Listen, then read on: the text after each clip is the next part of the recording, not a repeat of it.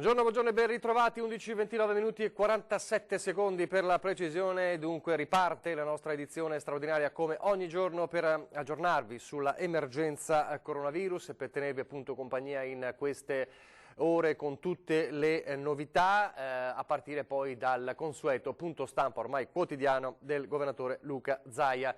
Aggiornamento che come ogni mattina prevede di fornirvi i dati dell'azienda Zero della regione, il bollettino regionale sul contagio, un bollettino che vede rallentare un po' la velocità della curva di crescita. Questo è un po' il trend che si sta verificando nelle zone più colpite, ad esempio anche la Lombardia, ma non solo, in tutta Italia.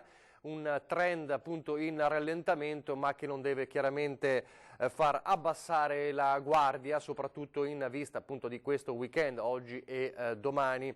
Quindi importante come sempre, ma lo ripeteremo spesso come spesso facciamo, quali sono le misure e le restrizioni da adottare in questo periodo certamente difficile, ma misure fondamentali per fare in modo che questa curva di crescita continui a rallentare. Siamo davvero in un weekend probabilmente cruciale nei confronti riguardo del contagio. Dunque dicevamo quasi 8.000 contagiati perché sono 7.930, questo è il dato di stamane, con 280 casi di positività in più. Sono comunque molti purtroppo, ma in meno rispetto diciamo alla curva dei giorni scorsi. Ci sono 344 pazienti in terapia intensiva, più 7 rispetto alle scorse ore, per l'effetto combinato di 4 dimissioni di 11 nuovi ingressi. Si è raggiunto la quota di 20.000 pazienti in isolamento domiciliare tra positivi e contatti di positivi. Questo è un altro numero importante che fa capire il fronte anche del piano Veneto per delimitare il contagio. Purtroppo le vittime totali raggiungono dall'inizio dell'epidemia 362 unità e 20 decessi nelle ultime ore. Questo invece è un trend purtroppo che negli ultimi giorni sta crescendo e mantiene numeri alti. A conferma peraltro della situazione grave di Verona, 12 di questi decessi sono avvenuti proprio nel veronese, in particolare 4 decessi all'ospedale Sacro Cuore di Negrar, 1 all'ospedale Pedrazzoli di Peschiera, 2 all'ospedale di Villafranca, 1 all'ospedale di Legnago, 1 all'azienda ospedaliera universitaria integrata di Verona Borgo Trento e 3 nell'azienda ospedaliera universitaria integrata di Verona Borgo Roma. Quindi 12 di questi decessi nell'area del veronese, 2 invece all'ospedale di Schiavonia, 3 nell'ospedale di Dolo, 1 all'ospedale di Vittorio Veneto, che è un Covid Center appena appunto aperto da pochi giorni come Covid Center, e 2 decessi a Belluno. Questa dunque la situazione nel Veneto nelle ultime ore, con un occhio particolare, ne parleremo tra poco, alle case di riposo che sono sorvegliate speciali proprio come focolai di coronavirus. Subito allora da Filippo Fois, che vedo davanti alla sede dell'unità di crisi di Marghera insieme a Sandro Ponchio. Allora Filippo, in attesa della conferenza stampa del governatore Zaia, che ci puoi dire? Sì, la situazione un po' l'hai già annunciata tu, vale a dire stiamo iniziando a vedere i frutti dello sforzo che c'è stato in queste settimane, non solo in Veneto ma un po' in tutta Italia. Restano la preoccupazione che si respira qui alla Protezione Civile riguarda proprio la provincia di Verona, come dicevi tu, perché questo rallentamento dei contagi si è verificato un po' in tutta Italia, continua invece a destare preoccupazione la situazione lombarda e quindi anche alcune zone di confine in Emilia Romagna, quelle che sono confinanti con la provincia di Lodi, invece per quello che riguarda il Veneto è la provincia di Verona. Per il resto si sta in effetti pensando appunto alla settimana prossima, che sarà proprio quella decisiva. Ricordiamo che il virus ha un periodo di incubazione che dura dai 7 ai 14 giorni, per cui i risultati per esempio di quello che sta avvenendo questa settimana lo vedremo ad aprile, e sarà quella, la prossima soprattutto, viene indicata come la settimana decisiva, nel momento in cui si raggiungerà il picco, il cosiddetto plateau, vale a dire dire, il piatto in cui non aumentano più i nuovi casi e poi inizierà la discesa, inizierà una seconda fase nella quale non bisogna però abbassare la guardia, perché il pericolo che temono in molti qui è che nel momento in cui effettivamente l'allarme dei contagi da coronavirus inizierà a scemare, ci sia un certo rilassamento da parte delle persone di tutte le precauzioni che si stanno prendendo in questo periodo. Ecco, non bisognerà abbassare la guardia neanche in quel caso lì, perché sappiamo benissimo, ce lo spiegano gli esperti, che c'è poi una seconda ondata che potrebbe manifestarsi, è quello che stanno temendo per esempio e per cui si stanno attrezzando in Cina in questo periodo. Peraltro domani sarà anche la seconda domenica dall'inizio dell'ordinanza regionale sulla chiusura dei negozi alimentari.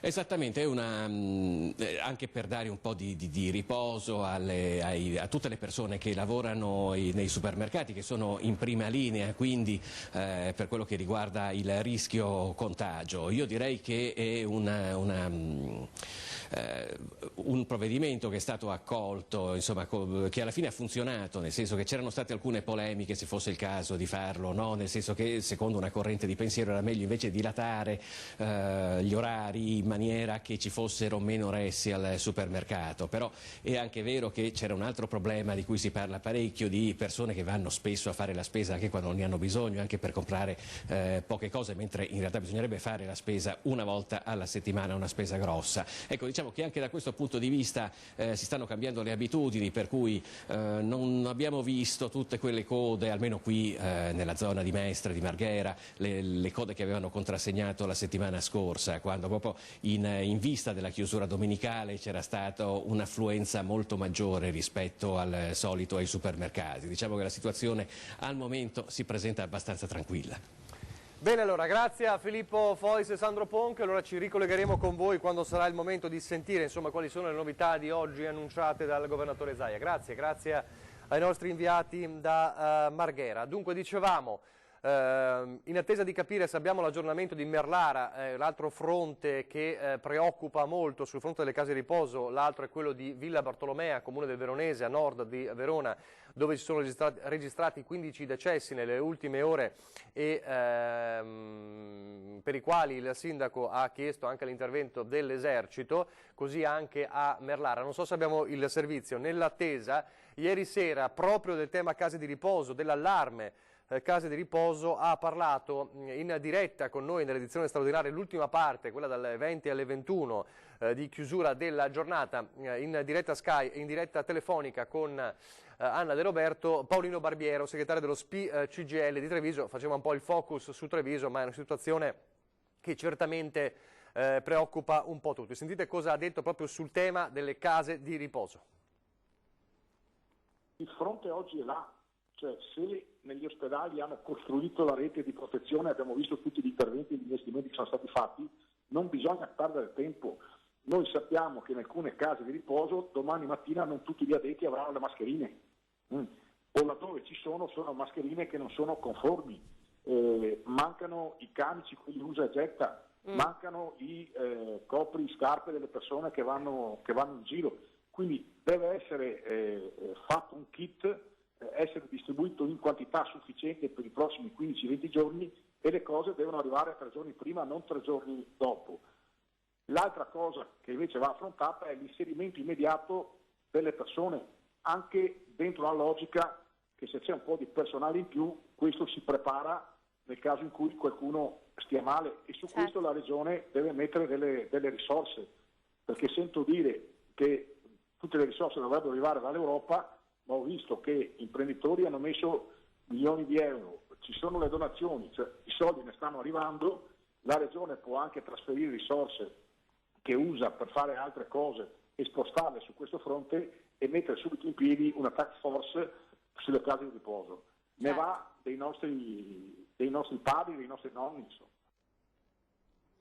Così Barbiero, ieri sera dunque da un allarme che resta in piedi insieme a un altro allarme di cui parleremo tra poco. Intanto facciamo vedere come sempre il conto corrente per combattere il coronavirus con la solidarietà.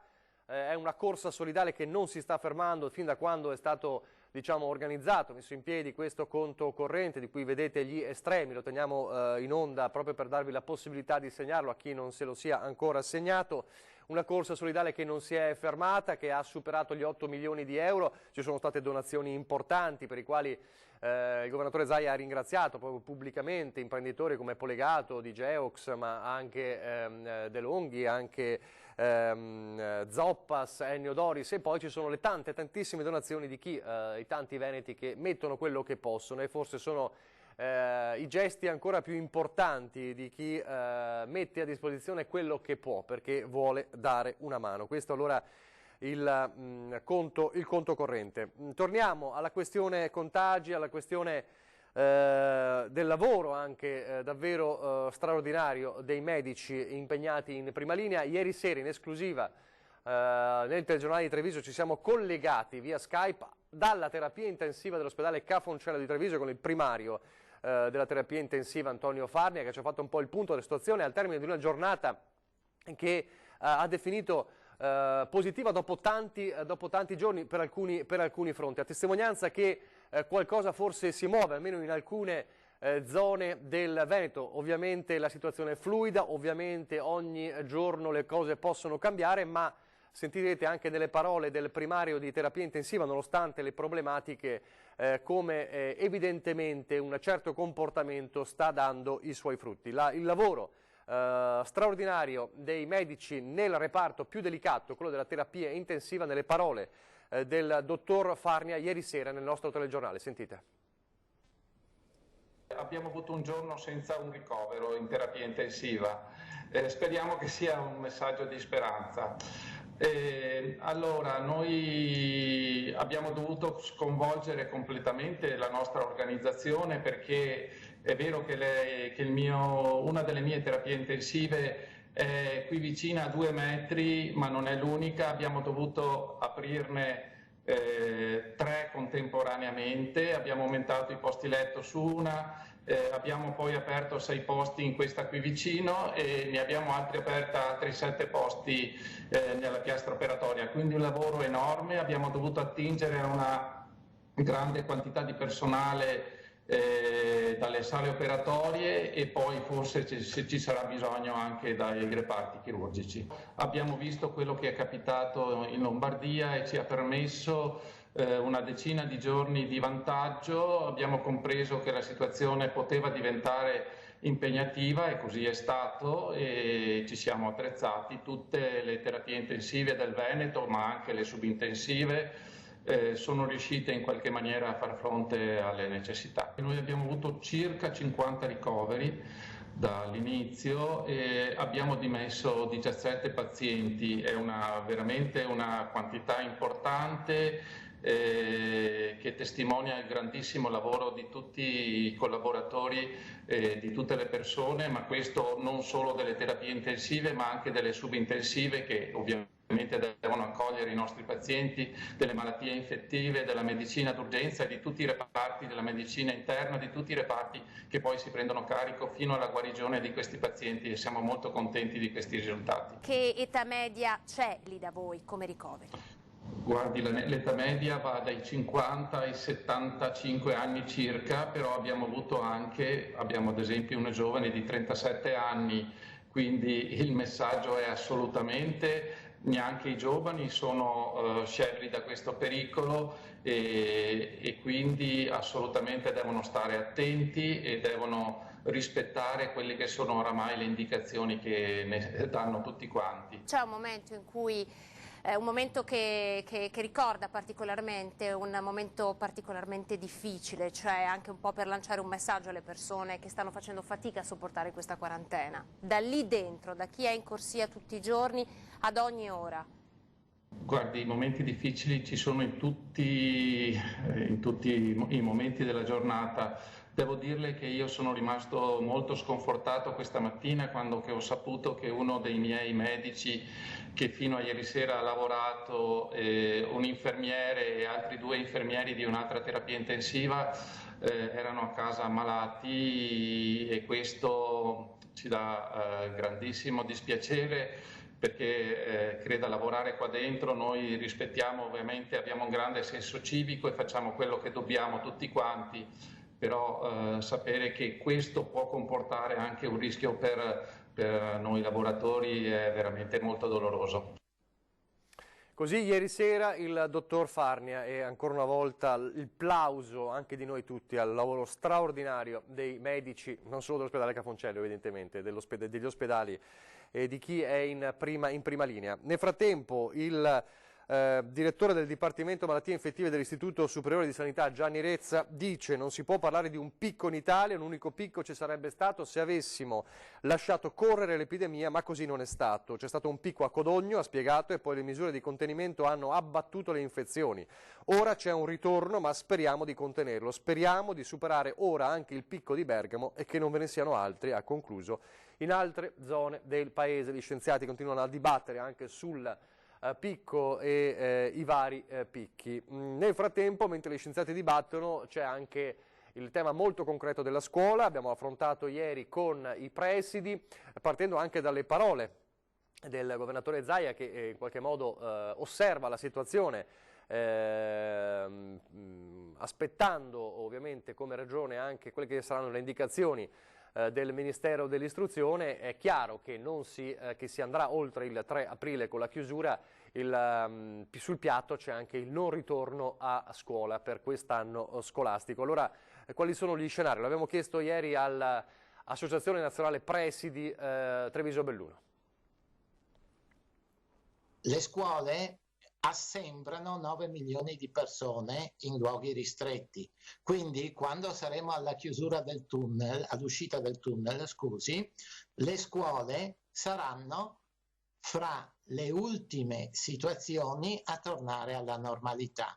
Dunque, già in una nota precedente del capo dipartimento si prefigurava fra le righe che potrebbe finire qui o al massimo esserci un rientro di 1 o 2 settimane, e il ministro in qualche modo lo ha detto più esplicitamente. È stato detto tra le righe agli addetti ai lavori, ma che gli studenti possano non tornare più in classe potrebbe diventare una realtà, salvo una brusca frenata dei contagi da Covid-19 che farebbe presumere un ritorno dopo Pasqua. Lo stesso presidente Zaia oggi ha suggerito che si tratta di uno scenario più che probabile. Qualcuno mi chiede: ma quando apriranno le scuole? Beh, forse non apriranno più le scuole, nel senso che si finirà l'anno scolastico. La vedo dura con questi numeri mettere a repentaglio la salute dei ragazzi e soprattutto creare un popolo di contagiatori. Gianni Maddalona, capo dell'Associazione Nazionale dei Presidi di Treviso e Belluno, aggiunge che un rientro a poche settimane dalla chiusura tra l'altro non avrebbe alcun senso, anzi potrebbe essere controproducente. Tornare in aula per 1 o 2 settimane con l'ansia di oddio come recupero 8 settimane perse, forse è perfino peggio che fare seriamente un'attività a distanza e una valutazione ponderata e commisurata alle condizioni a distanza. Valutazione a distanza e scrutini virtuali, la scuola deve prepararsi a questo. Intanto l'assessore regionale Elena Donazzana si dice pronta a riprogrammare gli ultimi bandi del programma Veneto in Azione per incrementare le abilità dei docenti nell'utilizzo delle metodologie di formazione a distanza, utilizzando piattaforme come Suite di Google o altre di semplice utilizzo. Poi la palla passerà ai genitori, che dovranno essere dotati dell'adeguata tecnologia e che in molti casi dovranno avere a che fare con la didattica di più figli e dunque più programmi. Per i maturandi il ministro Azzolina promette nuove informazioni tra pochi giorni. Per tutti gli altri sarà necessario prevedere un momento di recupero a settembre. I ragazzi non di anno terminale evidentemente avranno un dispiegamento di recupero. Immagino senz'altro i primi 15 giorni di settembre, quindi con un rientro a scuola anticipato. Questo è uno scenario appunto che si potrebbe prevedere, ovviamente stante le decisioni del Ministero dell'Istruzione, e come sapete il Ministro Azzolina ha appunto annunciato anche novità prossimi giorni, in realtà maggiori novità sul fronte più immediato, cioè quello della maturità per i tanti che stanno aspettando. Fra poco ci colleghiamo al telefono con Lorenzo Maier, che ha novità sulla mostra del cinema, evidentemente come può cambiare lo scenario del fronte coronavirus per la mostra del cinema dall'Ido di Venezia. Intanto Risentiamo gli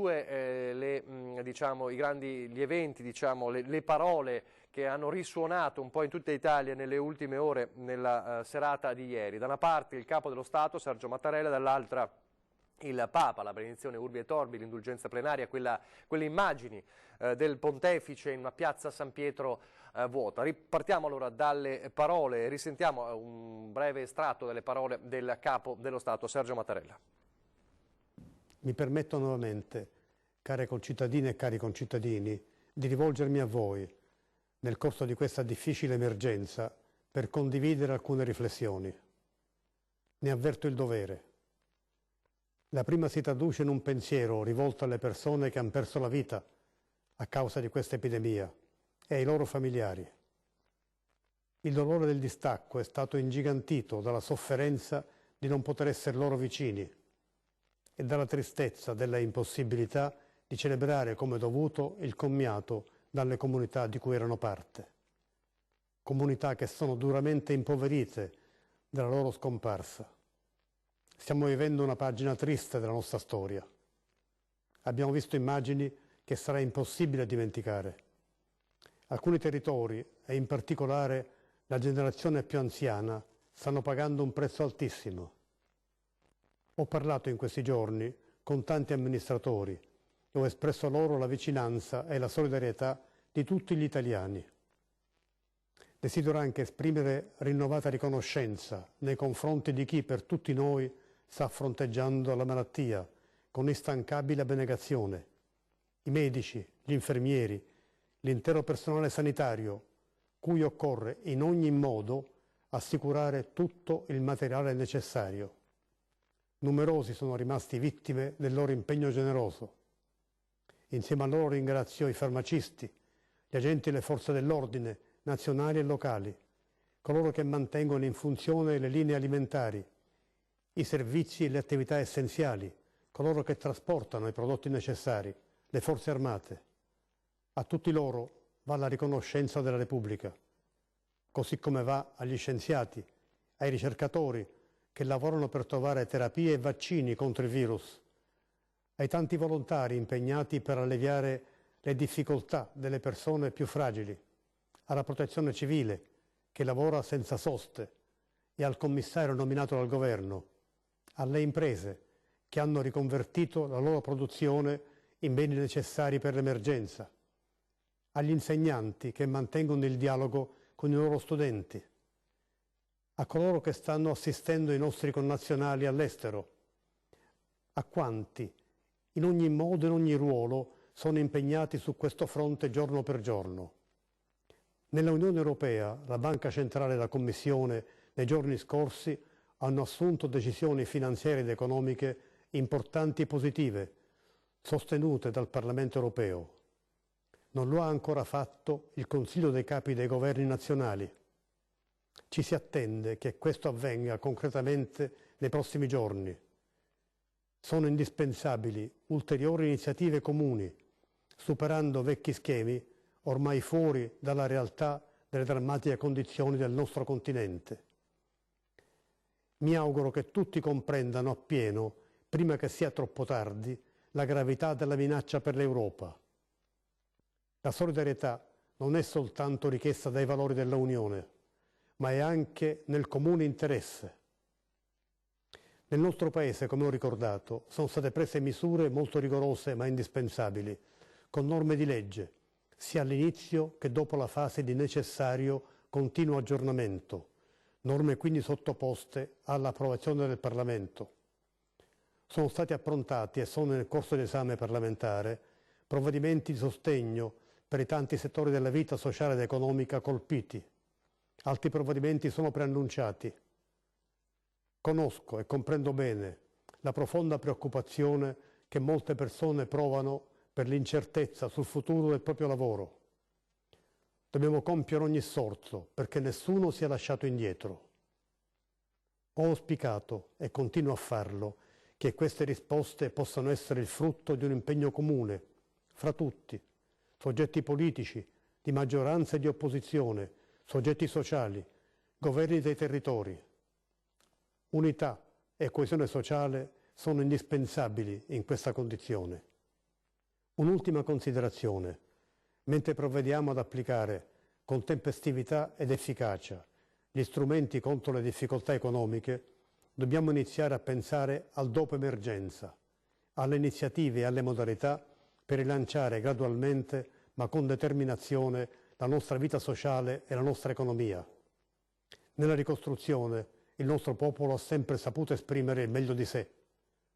Le prospettive del futuro sono ancora una volta alla nostra portata. Abbiamo altre volte superato periodi difficili e drammatici. Vi riusciremo certamente, insieme, anche questa volta. Queste le parole del Capo dello Stato, fra poco sentiremo anche così cosa ha detto il Papa, ma anche cosa ha detto stamattina il Papa nella messa a Santa Marta. Ha parlato di quello che si vede dopo la pandemia, cioè quell'allarme sociale che potrebbe manifestarsi proprio dopo questa quarantena. Allora, ci colleghiamo con Lorenzo Maier dal Lido di Venezia. Buongiorno Lorenzo. Buongiorno a te Nicola e a tutti i nostri telespettatori. Allora, hai delle novità sulla mostra del cinema? Sì, allora, la mostra del cinema, perché parliamo di mostra del cinema? Perché qualche giorno fa è rimbalzata anche a Venezia la notizia che ha confermato che praticamente il Festival di Cannes, che si sarebbe dovuto svolgere a maggio, ha annunciato per ora uno slittamento in avanti, nel senso che l'organizzazione del Festival di Cannes spera di poter recuperare, diciamo così, l'edizione 2020 a fine giugno, ma non c'è nulla ovviamente di certo. Quindi non appena è rimbalzata così la notizia di un possibile anche annullamento per quest'anno del Festival di Cannes, che ricordiamo insieme alla Mostra del Cinema di Venezia c'è una antica competizione tra i due festival più prestigiosi del mondo, anche in Laguna che come sappiamo, come abbiamo raccontato in questi giorni, è alle prese con una crisi turistica allucinante, così ha cominciato a prendere corpo l'ipotesi, il rischio, il pericolo, il timore che potessero esserci ripercussioni anche per la mostra del cinema di quest'anno. Abbiamo sentito a questo proposito proprio pochi minuti fa il direttore della mostra del cinema di Venezia, Alberto Barbera, che si trova in questo momento a Milano e sta appunto lavorando via streaming alla selezione, la prima scrematura dei film, e abbiamo posto questa domanda. Allora, per il momento la mostra del cinema è confermata, nel senso che non ci sono elementi adesso per parlare di uno slittamento o di un annullamento. La mostra del cinema ci sarà dal 2 al 12 di settembre. È chiaro che la situazione internazionale in tutto il mondo che si sta sviluppando sta tenendo un po' tutti, anche gli addetti ai lavori, quindi anche il team diretto da Alberto Barbera, un po' sulla corda. Allora Barbera ci ha confermato che per ora sono prive di fondamento le notizie in base alle quali ci potrebbe essere uno slittamento, che però una decisione seria ufficiale si prenderà solo a maggio, cioè quando si potranno avere un po' una visione più chiara dell'andamento.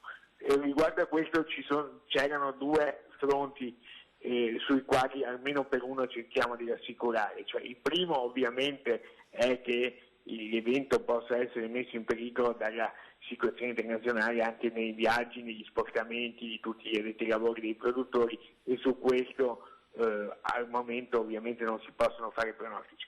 Mentre per quanto riguarda la produzione di film, Alberto Barbera ci è sembrato tutt'altro che preoccupato, nel senso che ovviamente anche il mondo della cinematografia mondiale in questo momento è fermo, però come ci ha detto lui, per esempio le sale adesso sono tutte chiuse, per cui ci saranno i film che dovevano essere pronti per lo scorso mese, che non sono stati potuti essere visionati, che ci saranno eventualmente per la mostra del cinema di Venezia, e la mostra del cinema si potrebbe, tra virgolette, approfittare anche dello slittamento di Cannes, quindi non c'è un problema di mancato arrivo di film o di materiale, perché il materiale, ci ha assicurato, è già ora molto molto abbondante. Per intenderci, si potrebbe già ora predisporre un calendario, per cui non c'è il pericolo che non ci possano essere film, ecco. Però la situazione internazionale ovviamente tiene un po' tutti in scacco e stiamo a vedere come si evolverà la situazione nelle prossime settimane e nei prossimi mesi. Chiaramente qui in ambito locale è chiaro che nessuno vuole neanche lontanamente immaginare che la mostra del cinema non ci sia quest'anno, perché è veramente, per quanto riguarda l'isola, l'ultimo salvagente che ancora abbiamo per diciamo, salvare il salvabile. Ecco, pensare a un annullamento significherebbe un disastro epocale. Ecco. Certo. Peraltro dicevi tu... Approfitto... Sì. Prego. No, vai Lorenzo, tranquillo. No, approfitto anche per smentire, perché c'è stato detto una fake news che per fortuna era una fake news che è stata rimbalzata anche sui social e online nelle scorse ore, soprattutto ieri sera. Si era sparsa la voce che ci fosse al Lido di Venezia, una vittima di coronavirus.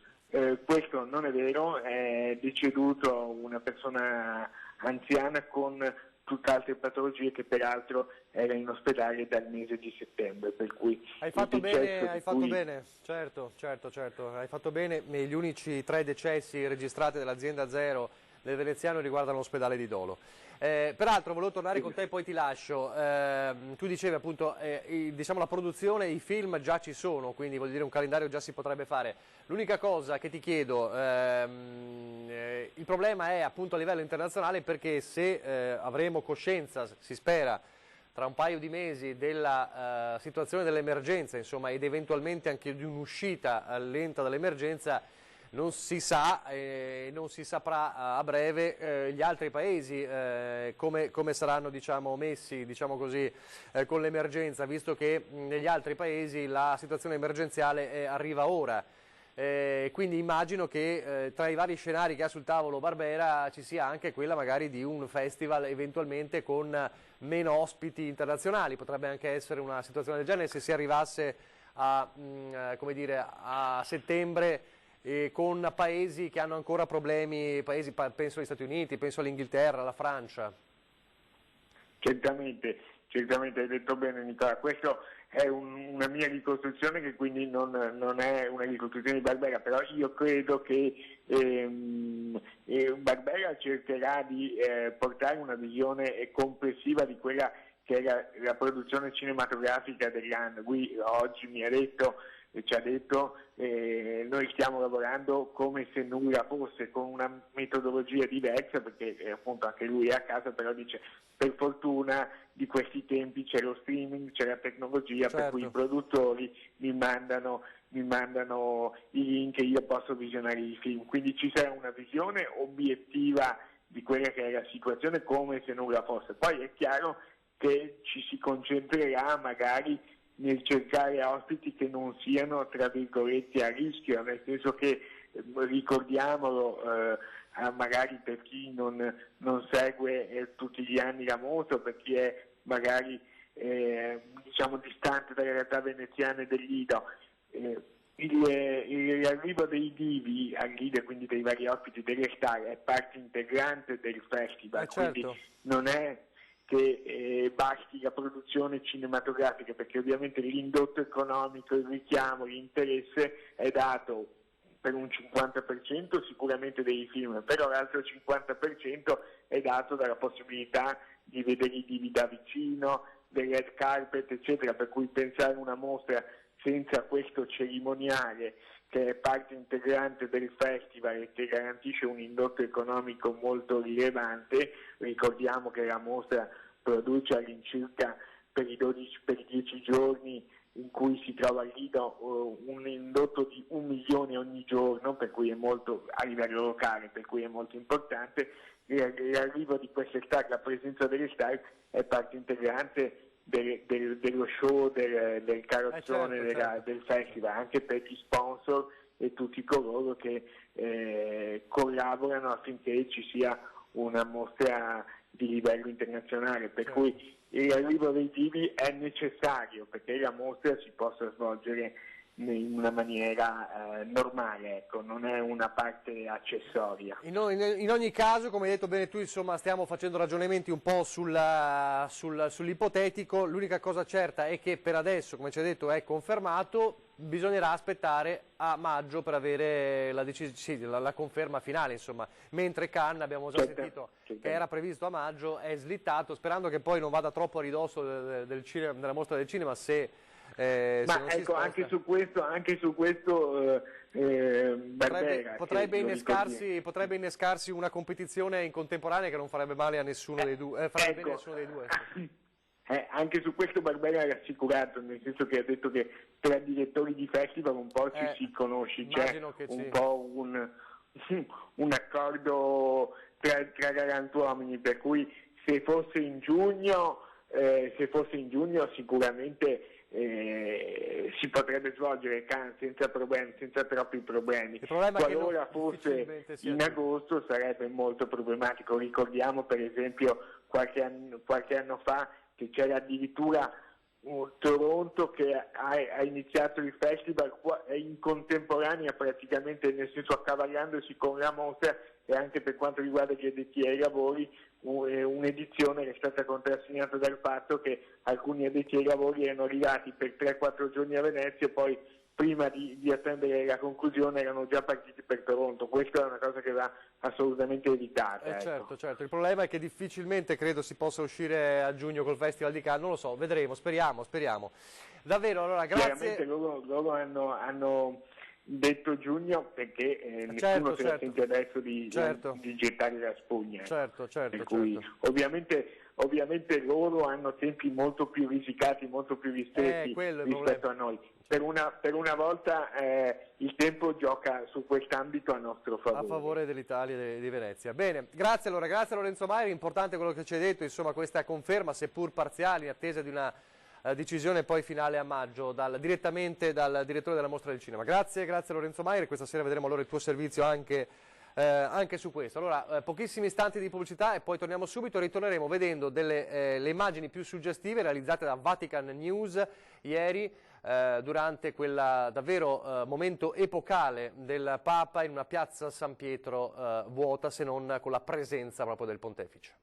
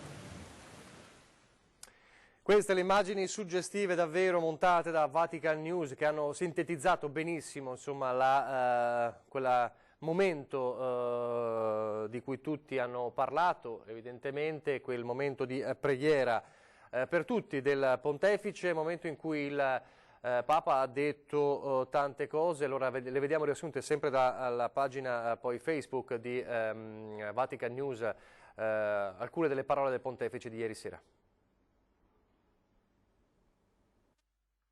Cari fratelli e sorelle, da questo luogo che racconta la fede rocciosa di Pietro, stasera vorrei affidarvi tutti al Signore per l'intercessione della Madonna, salute del suo popolo, stella del mare in tempesta.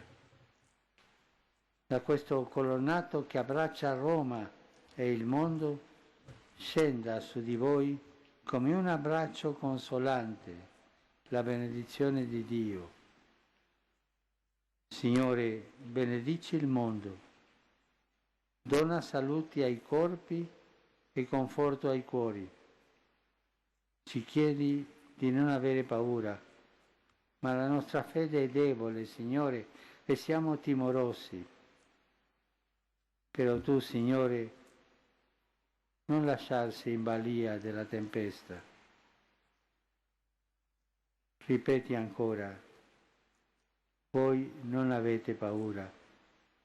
E noi insieme a Pietro gettiamo in te ogni preoccupazione perché sappiamo che tu hai cura di noi. Ma ha parlato anche stamane il Pontefice nella messa alla Cappella di Santa Marta e ha introdotto un tema di cui poi dibatteremo, un tema di cui si parla già, e cioè quello della bomba sociale innescata dopo la pandemia. Sentiamo. In questi giorni, in alcune parti del mondo, si sono evidenziate alcune conseguenze della pandemia. Una di quelle è la fame. Si incomincia a vedere gente che ha fame perché non può lavorare, non aveva un lavoro fisso e per tante circostanze. Cominciamo già a vedere il dopo che avverrà più tardi, ma incomincia adesso. Preghiamo per le famiglie che incominciano a sentire il bisogno a causa della pandemia. Ed è questo un tema importante. Torniamo alla questione invece contagio. Allora sentiamo come ogni mattina qual è l'aggiornamento da una delle situazioni più difficili del Veneto, ovvero Merlara con la casa di riposo, quei decessi e quella battaglia del sindaco in prima linea. Sentiamo allora l'aggiornamento di questa mattina. Mi ha appena telefonato il prefetto per confermare che la domanda è stata accolta dalla Protezione Civile Nazionale. Purtroppo le procedure sono lunghe e nel senso che un tempo era l'ospedale militare di Padova che decideva, in questa occasione la decisione spetta alla Protezione Civile di Roma, sperando che nella mattinata di domani tutto possa essere operativo.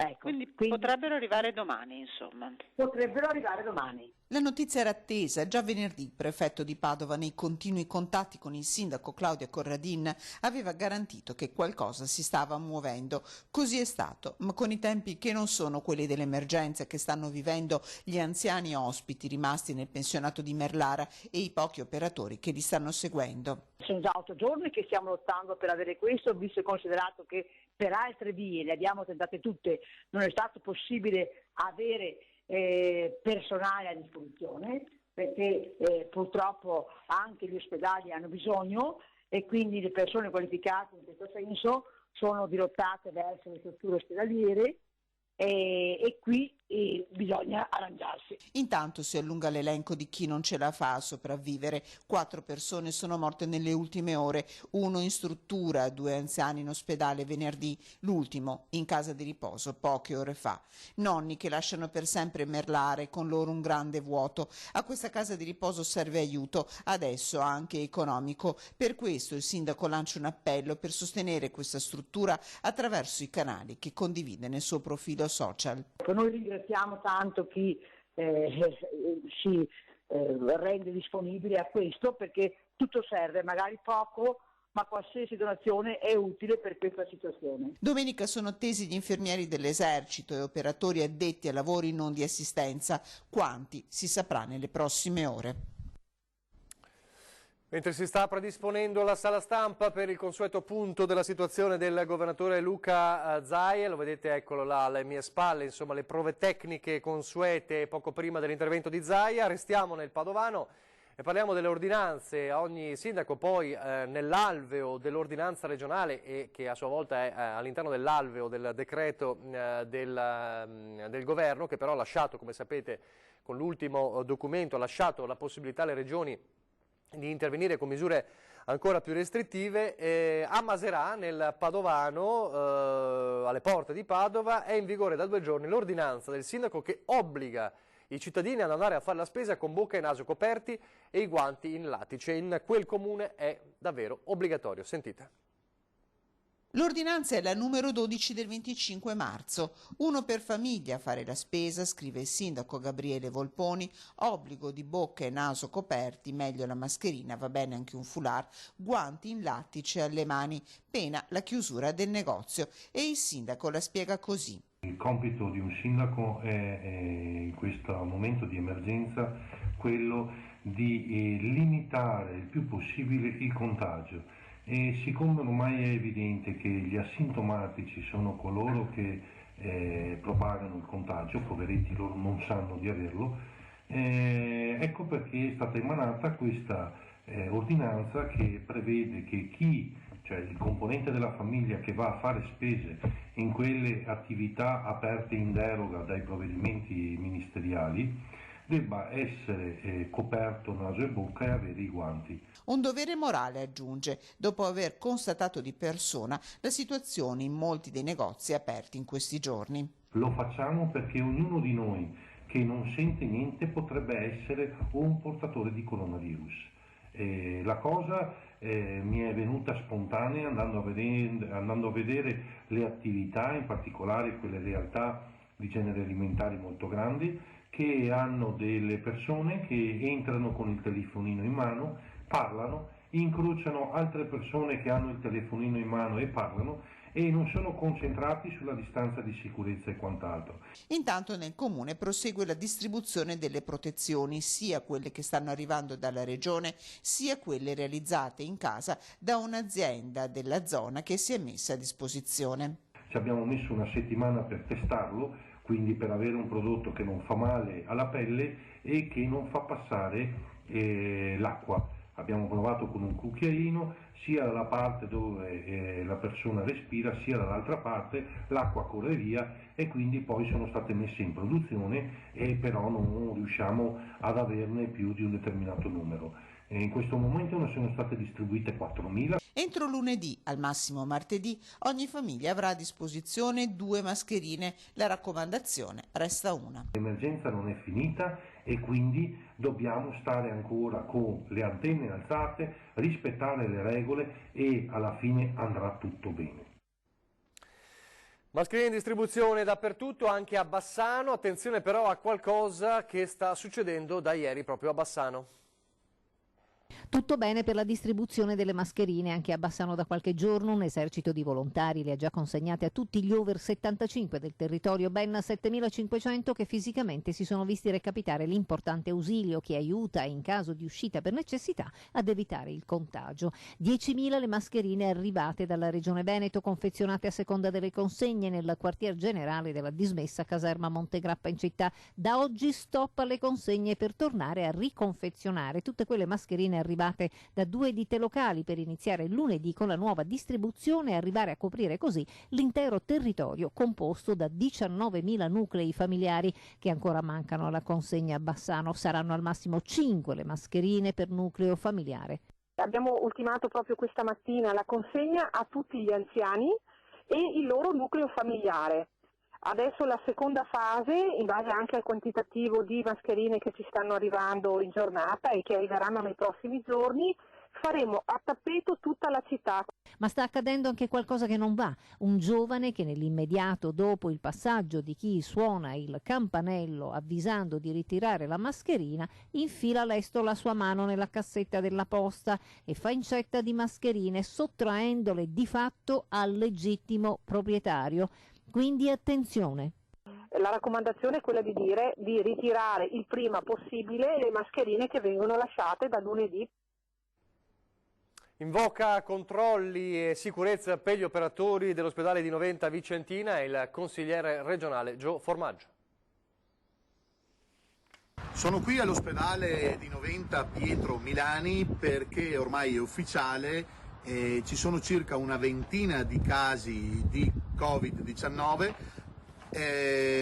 che sono stati trasferiti dall'ospedale di Vicenza nell'ospedale nostro di comunità qui dell'area Berica.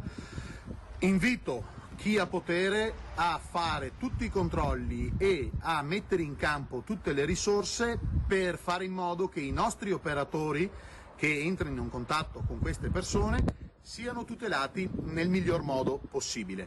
Questo ribadisce che l'ospedale di Noventa è un ospedale importante e funzionale per Vicenza e quindi quando sarà passata questa emergenza voglio continuare a battere i pugni sul tavolo perché l'ospedale Pietro Milani di Noventa resti un ospedale di comunità, un ospedale importante al servizio di tutta l'area berica, della Bassa Veronese e della Bassa Padovana. È importante che l'ospedale di Noventa Vicentina sia tutelato anche in futuro.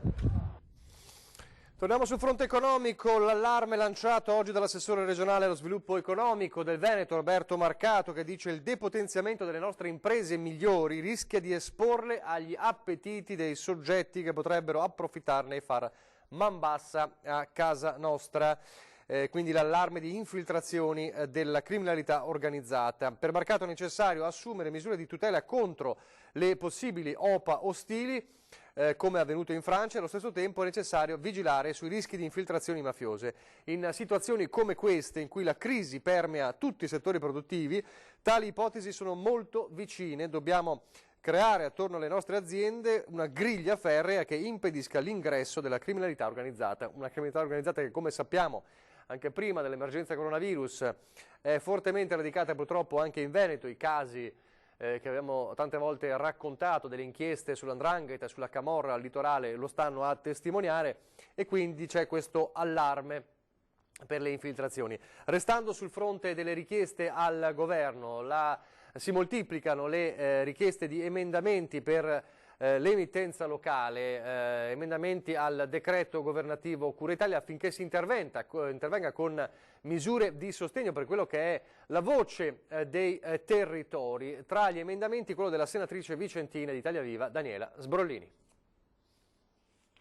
Dalla tempesta Vaia all'acqua granda di Venezia, dai problemi quotidiani del territorio all'emergenza coronavirus, l'emittenza locale è sempre in prima linea per informare, aggiornare i cittadini, pronti a documentare quanto accade in maniera responsabile e obiettiva. È un tema molto importante perché sappiamo che adesso con la chiusura della maggior parte delle aziende viene a mancare la pubblicità e quindi quell'introito importante che consente alle TV e alle radio di continuare a lavorare. Informazione locale che oggi, come altre attività di impresa, necessita di un supporto. È un servizio fondamentale perché è un servizio che si fa sempre in prossimità del territorio, quindi con grande capillarità ed è molto ascoltato ed è proprio in difesa del pluralismo dell'informazione. L'emittenza locale come baluardo della pluralità dell'informazione e della sua capillarità è su questa base che la senatrice vicentina Daniela Sbrollini ha presentato in queste ore un emendamento al decreto Cura Italia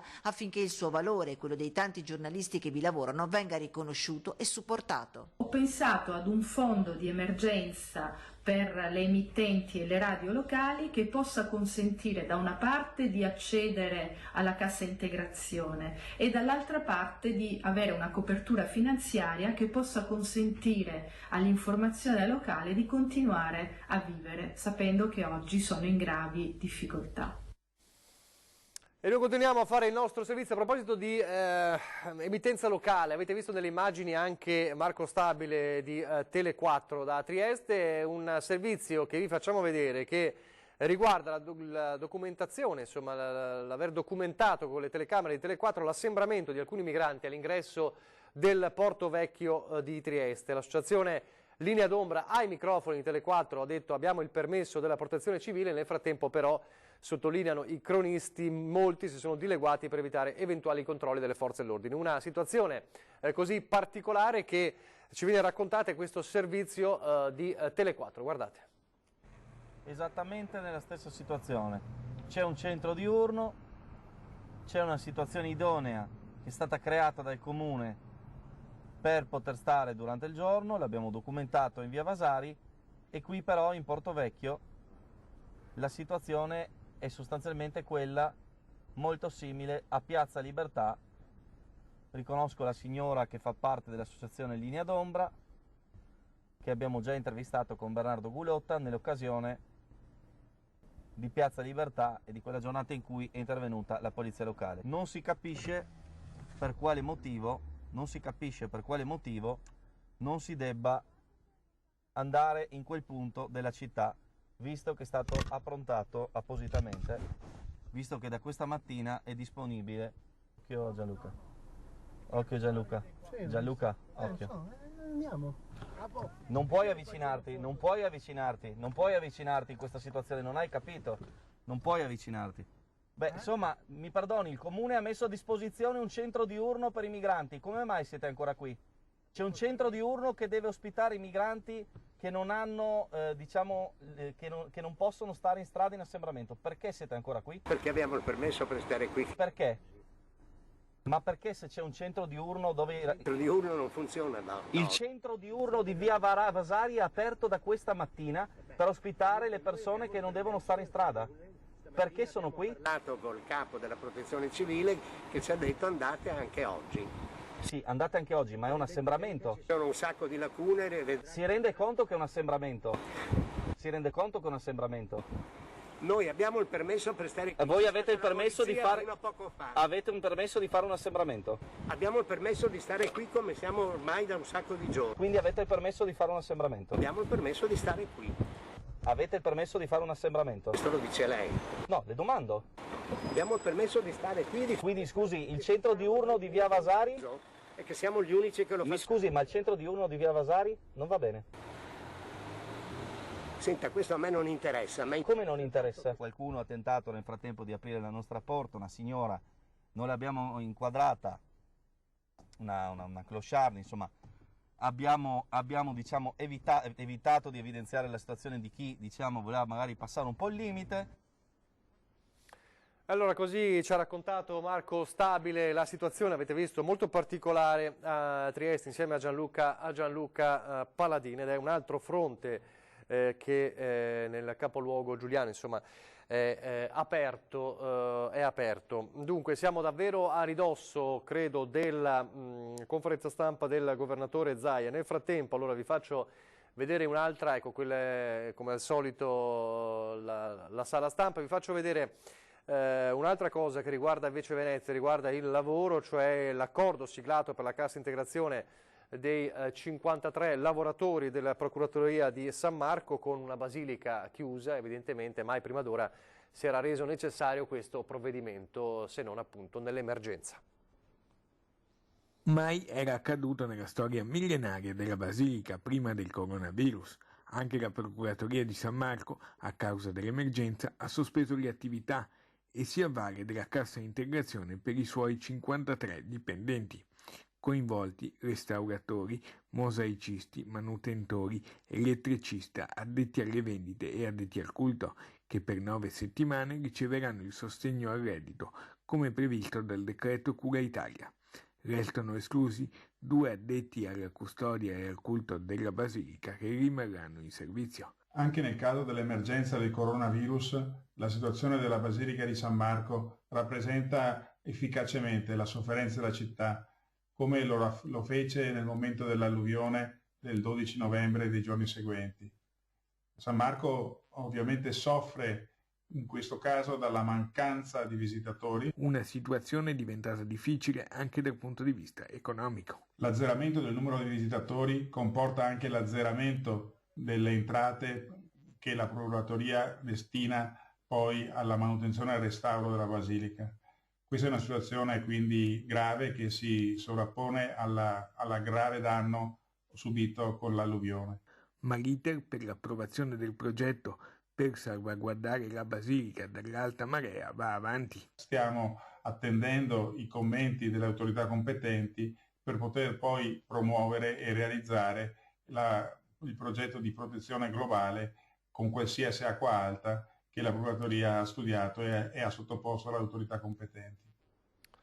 Così allora da Venezia, restiamo allora collegati perché manca davvero pochi istanti, per cui fra pochissimo resteremo in diretta per vedere le parole e sentire le parole del governatore Luca Zaia. Nel frattempo vi leggo questo: uno sforzo comune a livello europeo per affrontare la pandemia da Covid-19 a partire dalla condivisione dei letti di terapia intensiva. La condivisione dei letti di terapia intensiva è quanto chiedono i 23 esperti di sanità pubblica ed economica sanitaria che hanno firmato l'appello pubblicato online sul British Medical Journal, fra i quali gli italiani Walter Ricciardi dell'Università Cattolica di Roma e consulente del Ministro per la Salute per l'emergenza coronavirus. Ma vediamo, è arrivato Zaia, allora sentiamo le sue parole. Buongiorno a tutti.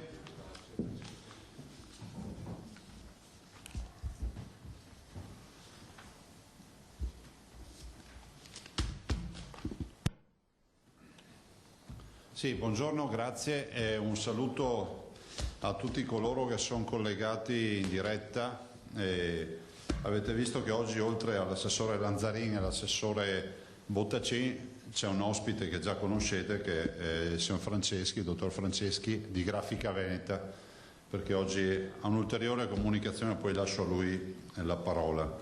I numeri abbiamo realizzato, siccome molti mi chiedono i numeri dei tamponi, ad oggi sono 88.864 tamponi. Lo dico con tutte le difficoltà del caso e voglio risottolinearlo, perché spesso giustamente qualche cittadino dice ma Zaia annuncia i tamponi, ma i tamponi quando li chiedi abbiamo difficoltà a farceli far fare, eccetera.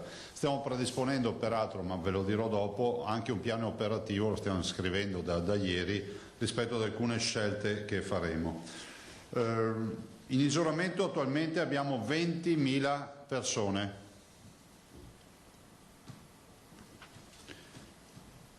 Di positivi 7.930. Questo ovviamente è l'esito dei tamponi. Il che vuol dire, vorrei spiegare, che la positività non necessariamente sviluppa malattia. Anzi, diciamo che la maggioranza dei positivi, secondo la letteratura, non dà neanche sintomi, poi si va a negativizzare. Ricoverati in questo momento ci stiamo avvicinando alle 2.000 persone. Questa è la risposta concreta a tutti coloro che dicevano ma questa è tutta una farsa, e sapete i complottisti che dicono o dicevano ma è tutta un'invenzione, non esiste problema. Considerate che noi abbiamo quasi 2.000 letti occupati da pazienti che in teoria non dovremmo avere in questo periodo, o meglio questa è un'emergenza che ci toglie 2 grandi ospedali di mano per dedicarli a pazienti coronavirus.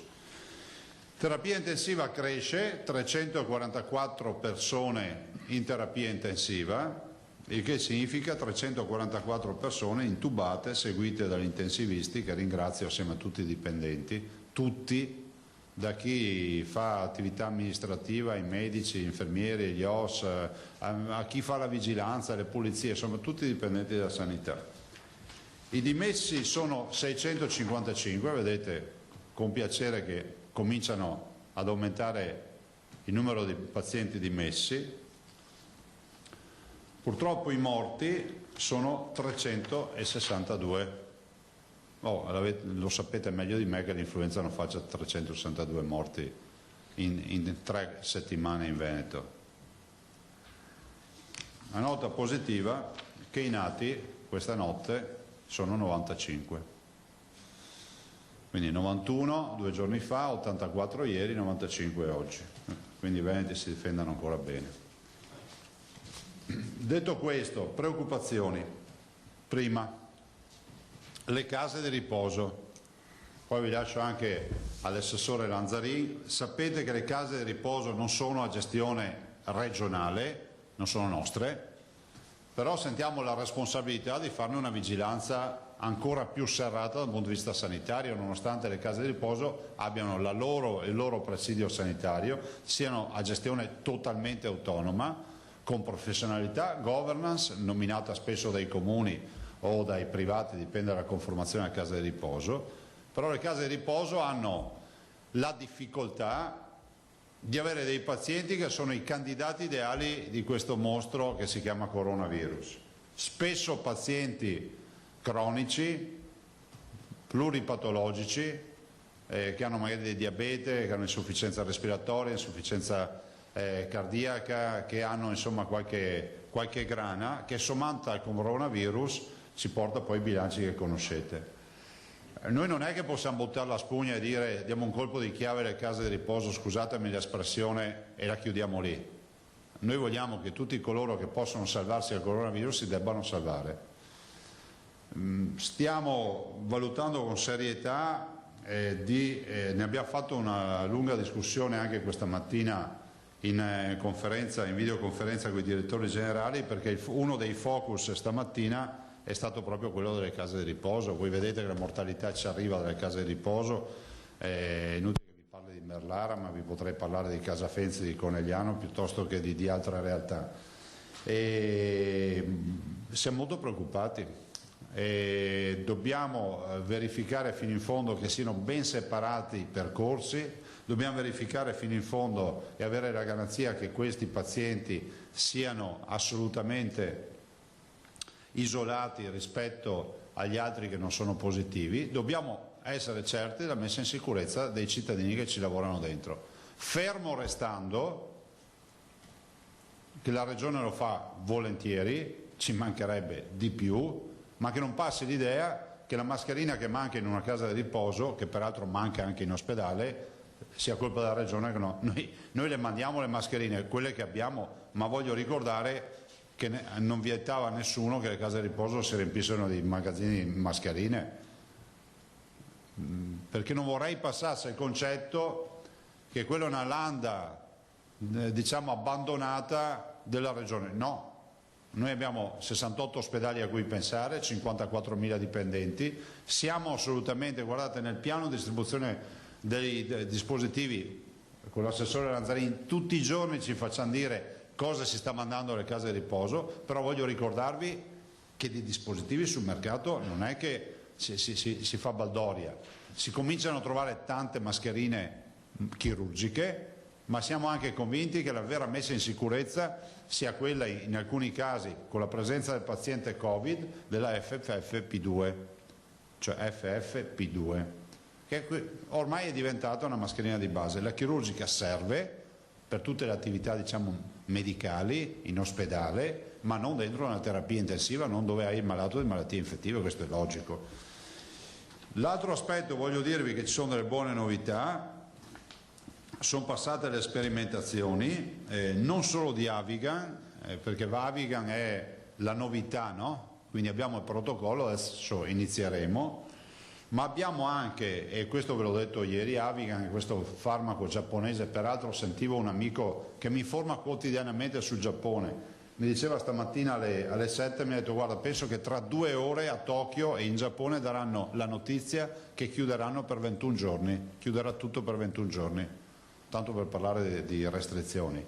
Mi diceva che loro lì hanno un solo Covid Center, cioè chi ha la febbre non deve neanche presentarsi negli altri ospedali, deve andare solo su un posto. Hanno ovviamente una disciplina sociale e un modo di vivere che è diverso dal nostro. Noi rivendichiamo il nostro, questo è poco ma sicuro. Da loro non si sanno i numeri. Da loro non si sanno i numeri. Mi diceva anche questo cittadino che vive lì ormai da un bel po', diceva per noi è impossibile avere i numeri che date voi in Veneto, in Italia, con i morti, i positivi, i sintomatici, gli asintomatici, isolamento. Qua funziona così. Dico che questo farmaco giapponese che è prodotto dalla Fuji ci verrà dato secondo quanto abbiamo preso e inizieremo la sperimentazione. Un'altra novità che è importantissima, siamo riusciti tramite AIFA a far passare il protocollo della somministrazione dei farmaci sperimentali in via precoce nei malati sintomatici già in casa, cioè a domicilio. E capite che questo è un salto assolutamente unico. Sto parlando della clorochina e dell'idrossiclorochina e sto parlando anche degli altri farmaci come tocilizumab, insomma quello dell'artrite reumatoide o quant'altro. Qual è la filosofia? È che quando hai sintomi influenzali, stabilito che è un corona, ti avviamo un'infusione, e qui devo ringraziare per la collaborazione alla rete dei medici di base che va in questa direzione, cioè lo facciamo direttamente a domicilio, facendo in modo di limitare al massimo l'ospedalizzazione per quanto possibile. Ovvio che se poi uno ha bisogno di terapia semi-intensiva, di cure particolari delle malattie infettive o di terapia invasiva con un respiratore meccanico, è inevitabile che a casa non ci possa stare. Quando stiamo già scrivendo le linee guida per i nostri ospedali, immagino che in settimana si parta anche su questo. Nel frattempo stiamo anche riscrivendo le nuove linee guida per i tamponi.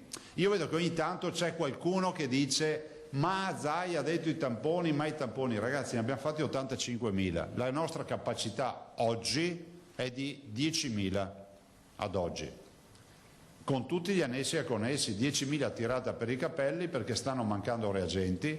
Abbiamo comprato macchinari che oggi non sono sostenuti da quantità di reagenti che avremmo diritto di avere per fare ancora più tamponi. Stiamo puntando ai 20.000 tamponi. È arrivata la nuova macchina dall'Inghilterra, dall'Olanda / Inghilterra, i tecnici arrivano dall'Inghilterra, la macchina arriva dall'Olanda che deve farne 7.000 da sola, che abbiamo comprato per 400.000 euro, l'abbiamo installata, la stiamo installando in azienda ospedaliera e quindi sarà utilizzata dal professor Crisanti. Cerchiamo di comprarne un'altra per l'azienda ospedaliera di Verona per la stessa missione. A questo si aggiungono tutta una serie di attrezzature, ne abbiamo già comprate 11 macchine, ne compreremo ancora per tutti gli ospedali che riescono a fare, diciamo, test rapidi, tamponi rapidi, però ne fanno solo, diciamo, con una capacità regionale di 800 al giorno, perché sono delle macchinette particolari che non hanno grandi capacità di lavoro, ma ci servono nel pronto soccorso. Dopodiché vi dico che stanno arrivando circa 700.000, anzi per essere esatti 732.500 test rapidi che andranno a integrarsi con quello che sono i tamponi. Il test non sostituisce il tampone, o meglio il test lo può sostituire quando la malattia è conclamata, è evidente il sintomo, sembra che al quinto, sesto giorno di sintomi diciamo influenzali, se è coronavirus sembra che il test lo stanno validando, sia già in grado di dare la positività.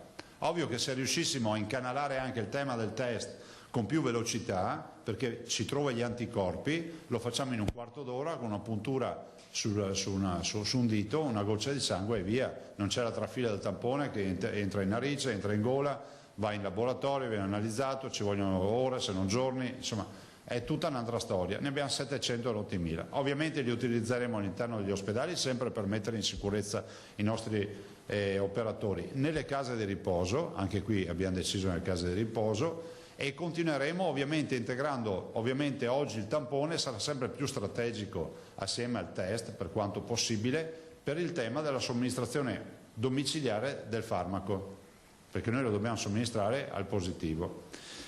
E chiudo dicendo che questo fine settimana farò in modo di rinnovare le restrizioni se ci riesco, quindi proporrò e vedremo di capire col governo, visto che ho considerato il DPCM ultimo fatto, di riproporre le restrizioni.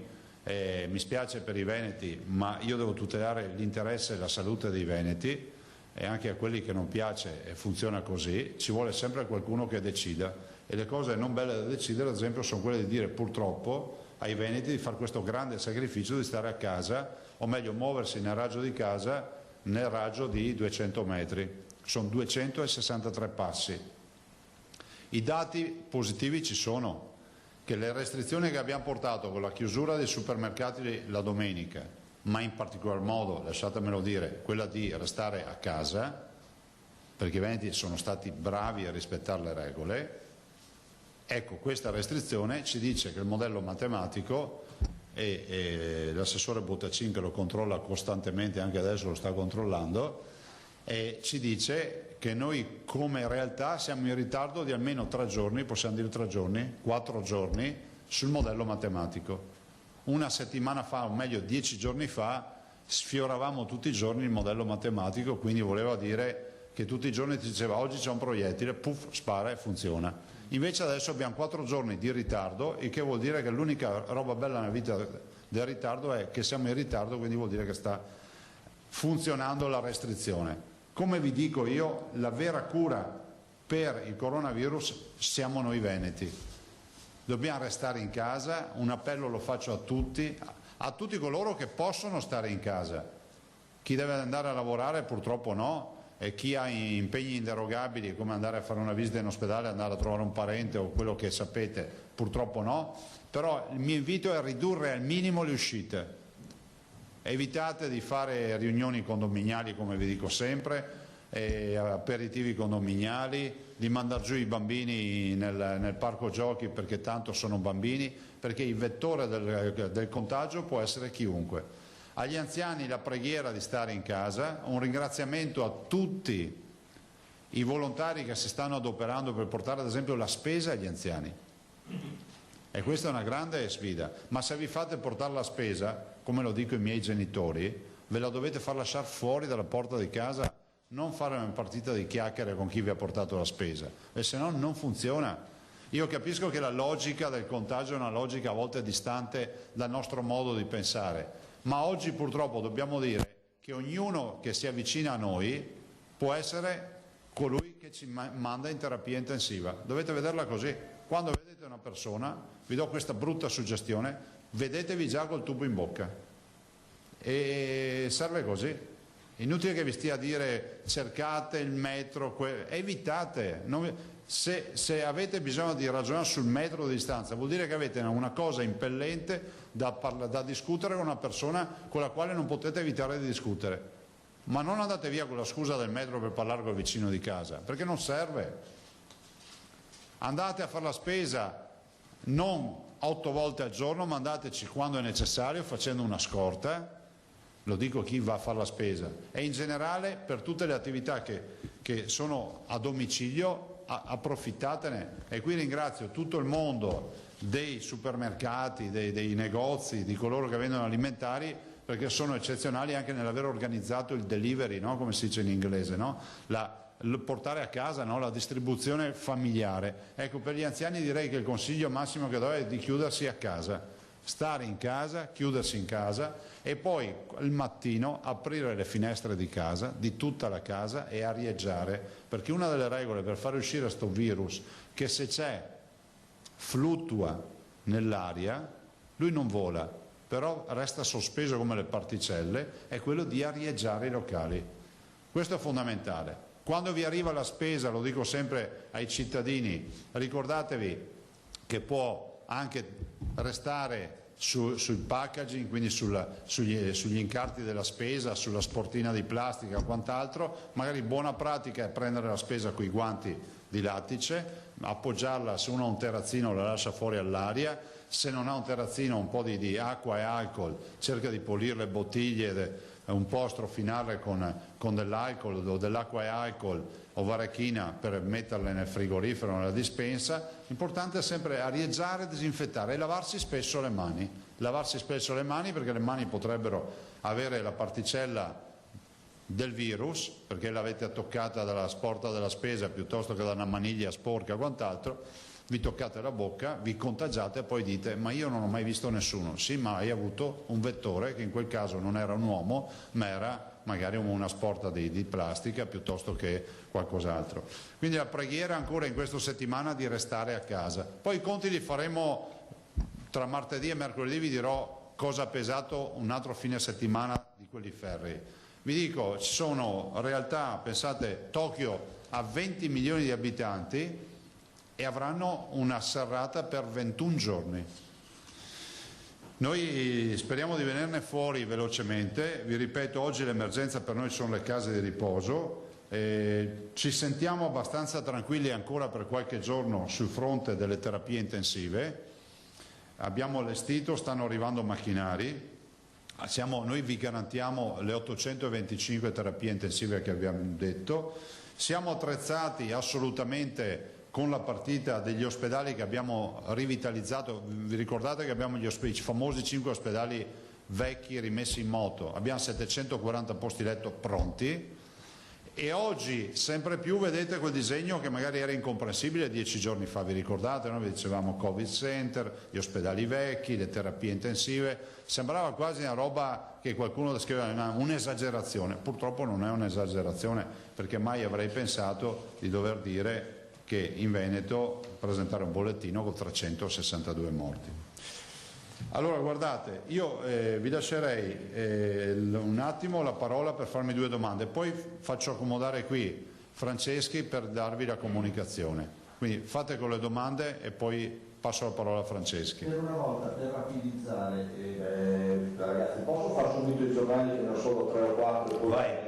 Faccio velocissimo, poi ti do la parola Filippo. Allora, Nicolussi Moro, a Padova è pieno di gente fuori, fanno crocchio, chiacchierano, non c'è controllo, si può uscire quando si vuole, la regione può allertare le autorità locali. Ma noi lo facciamo quotidianamente, ha ragione Nicolussi Moro che saluto e faccio gli auguri a quella redazione che è stata decimata dal coronavirus. Ho sentito ieri un po' di dati.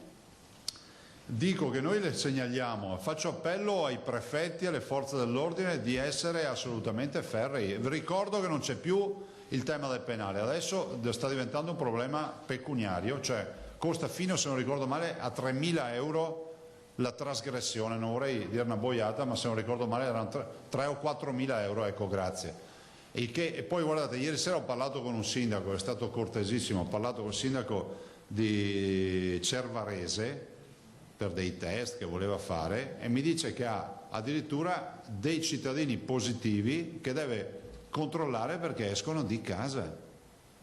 Cioè quando tu sei positivo e esci di casa vuol dire che sei un irresponsabile, perché se il tuo virus te lo intercetta una persona che non sta bene, tu lo ammazzi. Cioè l'avete capite queste robe o devo tradurvele in che lingua la volete tradotta? Quindi ha ragione Nicolussi Moro e purtroppo se c'è tanta gente in giro e fuori vuol dire che manca la civiltà. E guardate, vi faccio solo frammento locale, ormai ognuno di noi o ha un familiare che sia malato o conosce qualcuno che sia malato. Pensate solo a questo, quanto in casa ci sia arrivata ormai sta rogna. La Avanzan, mentre lei parlava delle case di riposo, ha detto stiamo valutando con serietà. Sì, saluto Ada Avanzan nella speranza di vedere anche lei tornare a delle conferenze stampa normali. 3.000 euro, avevo detto giusto. 400 a 3.000 euro. Da 400 a 3.000 euro le multe, ricordiamolo ai cittadini. La passeggiata fuori dei 200 metri costa dai 400 ai 3.000 euro e poi non dite che è colpa di Zaia. E salutando Avanzan dico che su questo stiamo ragionando, nel senso che stiamo facendo un approfondimento anche sulle competenze che potremmo avere, questo sì posso dirvelo, rispetto a delle strutture che sono terze rispetto a noi. Voglio ricordare che case di riposo non sono gestite da noi, o sono pubbliche gestite dai comuni che nominano dei consigli di amministrazione o sono addirittura private, il che non vuol dire mettere in croce le case di riposo, però abbiamo anche quel fronte e lo vogliamo seguire, del resto lo stiamo seguendo, prova ne sia che inviamo dispositivi, poi non bastano, sono inadeguati, ma a me va bene tutto, ma che si parta da un presupposto, che se qualcuno sa dove si comprano ed è convinto di darsi la soluzione, ci chiami e ce lo dica. Ma stiamo parlando non di mascherina chirurgica adesso, stiamo parlando di PFF2.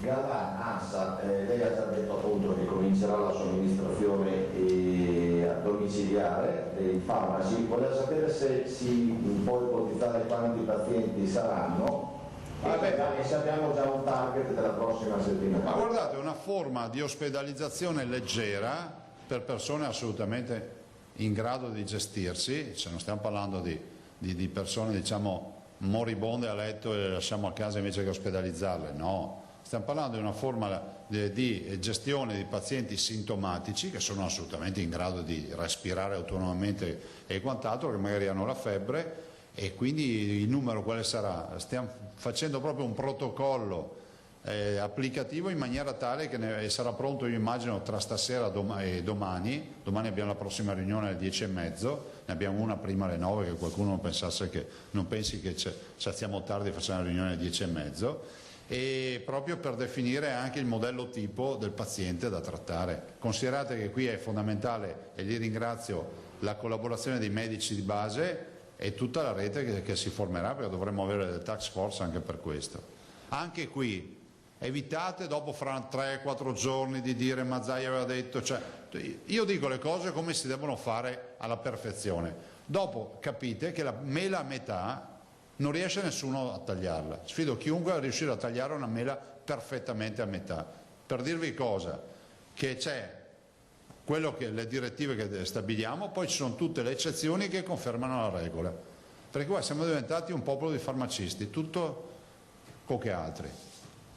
Per domande di gentilmente, poi abbiamo finito. Lei aveva detto quando il numero dei dimessi supererà quello dei nuovi ricoveri sarà una svolta. Nelle ultime 24 ore 119 dimessi, 29 nuovi ricoverati, siamo alla svolta? No, guardate, vi dico io come siamo. Siamo che la prossima settimana avremo le turbolenze in volo. Io ve l'ho detto fin dal primo giorno, aeroporto di partenza, aeroporto di arrivo. Noi vi portiamo dove dobbiamo andare. Sappiamo che atterreremo, però sappiamo che di mezzo avremo tanto brutto tempo e la prossima settimana sarà una delle peggiori. Possibile riaprire alcune attività nei prossimi giorni per ridare stimolo all'economia? Guardi, se fosse per me, direi, chi è che non vorrebbe rivedere tutto aperto, la gente fuori in piazza? C'è un decreto che ha una sua validità ed è giusto rispettarlo, e dopodiché vedremo cosa accadrà. Ma la tragedia qui è che noi abbiamo due emergenze, quella sanitaria e quella economica, e abbiamo, diciamo, ormai un convitato di pietra che si chiama Europa, che è scandaloso, che ha un comportamento scandaloso nei nostri confronti. Test anticorpali in Veneto potrebbero essere un certificato di non contagiosità e soprattutto si potrà effettuarli volontariamente? Ma guardate, il test anticorpale innanzitutto lo si deve fare oggi, dobbiamo ancora validare e capire se è quinta o sesta giornata, come dicevo prima, di sintomi ci sono già anticorpi, perché questo è il vero tema. Il test anticorpale se no diventa un giochetto da fare a casa per passare il tempo con gli amici, o si fa in maniera validata seria oppure non serve a nulla. Prego. Filippo Tosato. Sì. Presidente, poi magari chiederemo un focus su questo progetto di somministrazione domiciliare dei farmaci. Sì, ma ad oggi ci fermiamo qui, nel senso che vi diamo la lista dei farmaci e basta. Esattamente questo. Sì. Ecco, poi un altro accenno sulle case di riposo, perché ne parlavi tu, ma a Merlana ci segnalano una situazione veramente penosa, nel senso che ci sarebbe anche una scarsità ormai di personale che non riesce più a far fronte a... Sì, dopo ve ne parlerà l'assessore Lanzarin delle case di riposo di Merlara. Passare la parola a Franceschi e poi chiudere Lanzarin. Però vorrei ricordare che noi abbiamo attivato tutti i nostri della sanità, però resta il fatto che deve essere chiaro che non è un ospedale che tu vai lì tutte le mattine, apri, sai che rumore, che cigolio fa la porta. Le case di riposo sono comunque una gestione a sé. Lo dico non per scaricarmi di responsabilità, lo dico perché è difficile governare quando non si ha il potere di governo su queste cose.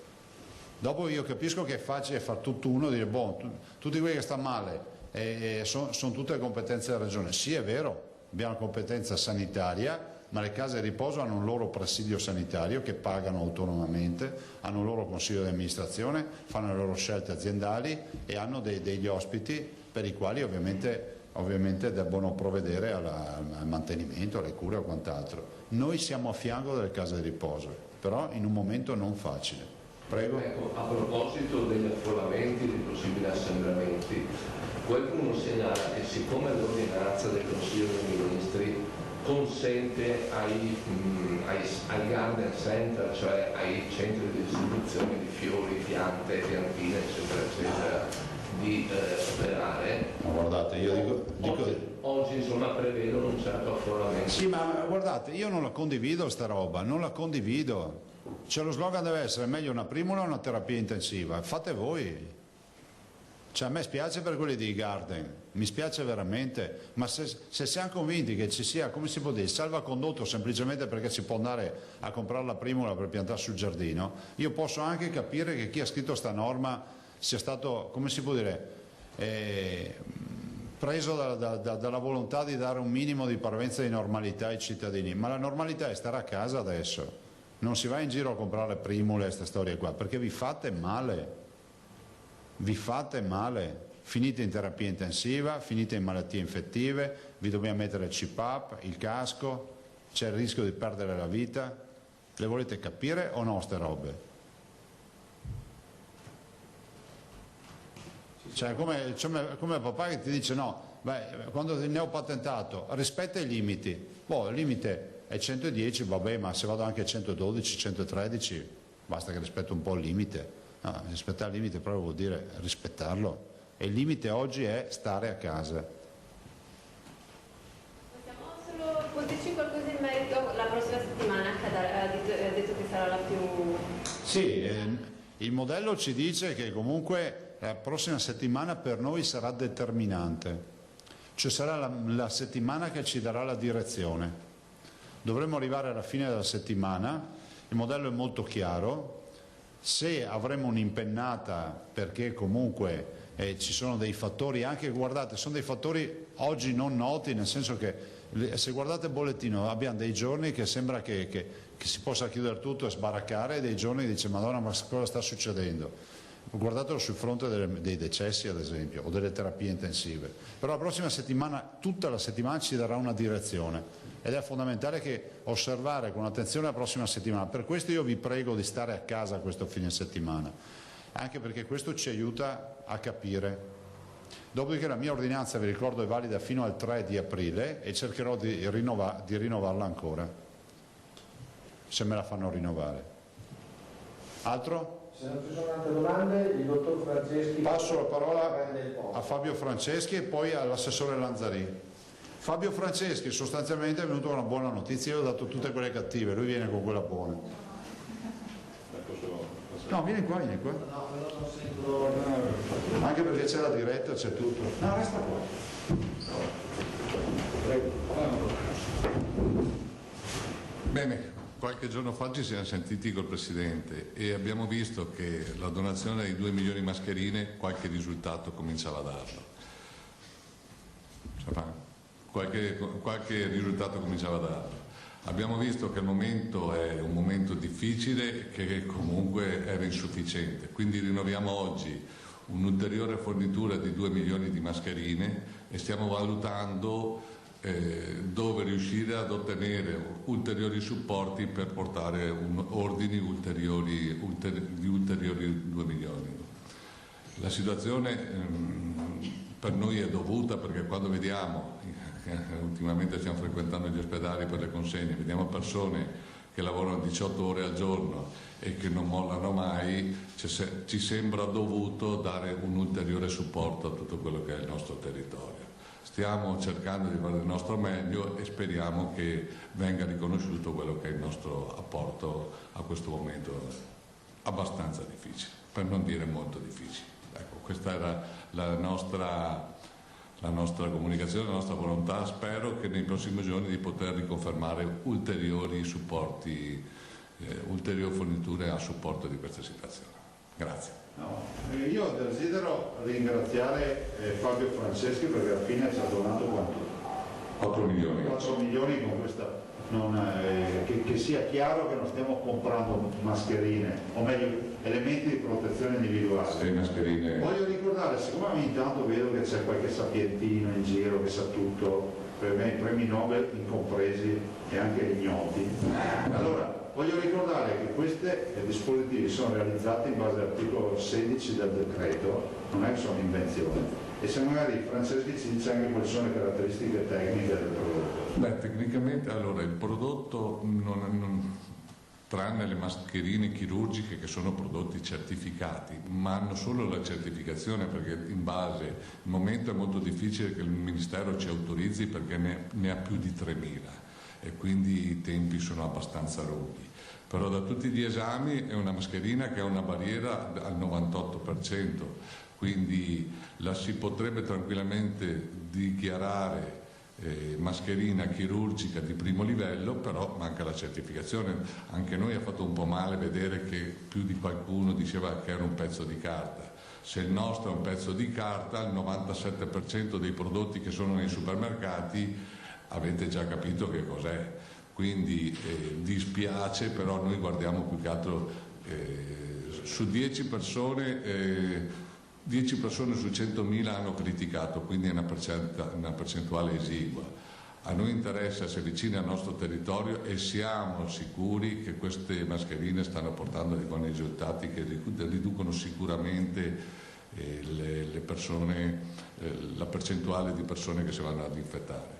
Stiamo giorno per giorno, le stiamo migliorando. Oggi ci manca solo la certificazione, ma comunque noi siamo stampatori di libri, non ci interessa produrre mascherine, ci interessa produrre questo strumento che al territorio in questo momento serve per poter lasciare i nostri impianti liberi a stampare libri in un momento dove, non vi nascondo, siamo molto impegnati perché gli Stati Uniti ci stanno dando delle commesse veramente importanti. Quindi noi ci siamo finché il territorio, il nostro Presidente, ne ha bisogno. Il giorno che ci dirà guarda non ci servi più, saremo persone molto felici a ritornare a fare il nostro vecchio lavoro che amiamo. Bene, grazie. Posso?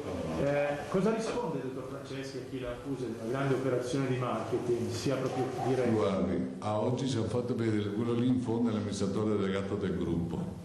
I dati che ci ha detto questa mattina, abbiamo avuto delle perdite che non pensavamo. Per fortuna, marketing intende visibile. Noi stampiamo il 70% per il mondo. La visibilità nel nostro territorio non ci interessa più di tanto.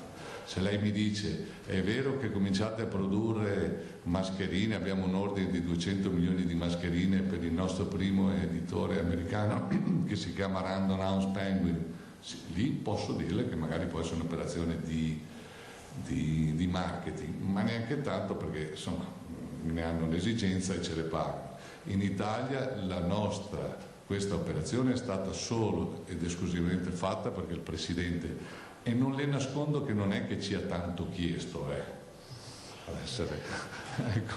ci ha detto ho bisogno delle mascherine, quindi siamo partiti con un criterio diverso. Poi quando ho visto la situazione, come puoi non stare vicino al tuo territorio? Un'azienda importante, noi ci ricordiamo un'azienda ben introdotta e importante del territorio, deve stare vicino al suo territorio. E non le nascondo che mi sono commosso quando ho visto certi cartelloni appesi ai balconi delle case con scritto grazie Fabio, grazie Luca, cosa che non si lavora solo per i soldi, anche perché insomma ho visto che bene o male tutti arriviamo tutti lì, quindi passiamo tutti a miglior vita, quindi è importante passare anche insomma con un minimo di ricordo da parte della gente. Io vorrei dire sulle mascherine, vorrei aggiungere una roba, quando siamo sentiti la prima volta c'era veramente l'emergenza, ma che è la stessa, cioè l'emergenza finirà per i cittadini quando andranno al supermercato troveranno una scatoletta delle chirurgiche che uno può comprarsi, se ne porta a casa a prezzi ovviamente accessibili, ma a tutt'oggi non c'è una mascherina. Cioè se a Franceschi di Bruxelles tu dovreste farne 20-30 milioni, si dargliene 50 per ogni famiglia, regalate, però uno dice boh, fuori in pace, almeno uno va a fare la spesa se mette su qualcosa, perché l'alternativa a questa, cioè nella scala poi sono i foulard, sono gli scaldacollo, sono le altre menate, però la verità è che questa noi ad esempio lo utilizziamo tutto il giorno, cioè Guardi, non scusa ti interrompo, l'unica cosa che mi dispiace perché Presidente, Bertan, amministratore, hanno perso noti veramente a questa cosa. Noi siamo il primo produttore di libri in Italia, il terzo in Europa, il quinto nel mondo. Cioè non mettiamo la nostra faccia in un foglio di carta igienica. Questi prodotti solo di sperimentazione e quanto segue ci hanno costato una follia. però volevamo dare un prodotto che potesse essere una barriera all'altezza del ruolo. Mi dispiace che talvolta vedo i comuni in questo periodo stanno acquistando della carta igienica che stanno solo buttando via soldi, perché un prodotto, perché sia all'altezza di tutelare la persona, le do un dato, il prodotto medio che lei trova nel supermercato sono 60 grammi, questo è 200, allora o siamo sciocchi noi o sono bravi loro. Di solito la cosa sta una via di mezzo, comunque se tu vuoi che la barriera che vai ad acquistare sia buona, deve essere questa. Noi l'abbiamo portata al limite perché essendo omaggiate dovevamo avere il costo medio il più basso possibile. Quindi se posso mandare un segnale, tutto quello che costa poco vuol dire che non vale niente, particolarmente nei supermercati. Quello che vedo come presidi chirurgici mediamente sono buoni prodotti, ma le mascherine in carta igienica che vedo in questo periodo mi dispiace perché magari uno cerca di tutelarsi ma non riesce a fare più di tanto. Bene, grazie a voi. Una domanda, dottor Franceschi. Ecco, lei pensa che una volta superata questa emergenza la sua azienda proseguirà in questa produzione di mascherine o è stata una tantum dettata? No, assolutamente no. Guardi, noi siamo specializzati in libri, vogliamo diventare i campioni d'Europa, le mascherine sicuramente, magari se ci sarà bisogno, perché guardate, non vi nascondo che le richieste che arrivano da Spagna, in particolar modo Francia e Inghilterra, sono terribili. E anche dall'America, perché il nostro primo editore che lavoriamo, abbiamo una quota importante della sua produzione, ci sta chiedendo. Però non è il nostro lavoro, questo è un lavoro che se non hai impianti specializzati, noi abbiamo preso impianti enormi e li abbiamo messi a produrre mascherine. Oggi ne produciamo, se abbiamo l'esigenza, anche 5 milioni al giorno, però un impianto della nostra portata che è lungo 90 metri per fare 3 milioni di mascherine gira alla velocità sua che è il 30%, il 20%, quindi i costi noi siamo sicuramente molto produttivi, ma economicamente una mascherina a noi è fuori mercato come costo. D'altronde è un gruppo non è tecnologia adatta per questo e quindi ha un costo migliore. Quindi prima chiudiamo questa divisione meglio è. Ma adesso lei le produrrà anche per gli Stati Uniti? Sì, ne stiamo producendo anche per gli Stati Uniti. E quante? Guardi, loro ce ne hanno chiesti 500 milioni, però... No, aspetti, 500 milioni un editore e adesso produrremo qualche milione per gli uffici, ma non è il nostro lavoro, dicevo. Ecco. E queste verranno prodotte qui in Veneto? Sì. Noi abbiamo un accordo con i primi 3 editori americani, anche perché questa situazione ha messo in difficoltà tantissimi stampatori, quindi hanno l'obbligo di produrre in Italia e in Europa. Più in Italia, faranno il 75% dell'estero, in Italia il 25% in Europa. Tutto a posto? Grazie. Grazie. Assessore Lanzalì, grazie. Grazie. Buon lavoro.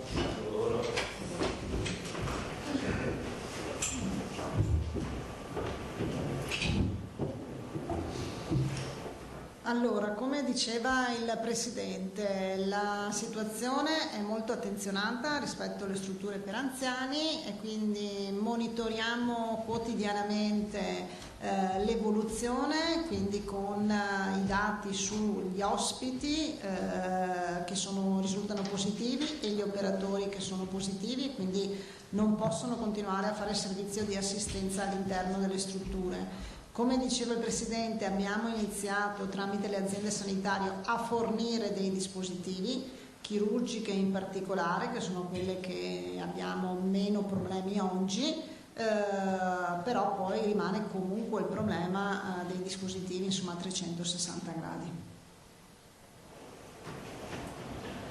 Per quanto riguarda, Assessore, come dicevi per quanto riguarda il problema del personale, no? Mi accennavi anche in una nota qualche giorno fa, il personale è positivo, che non può svolgere il servizio.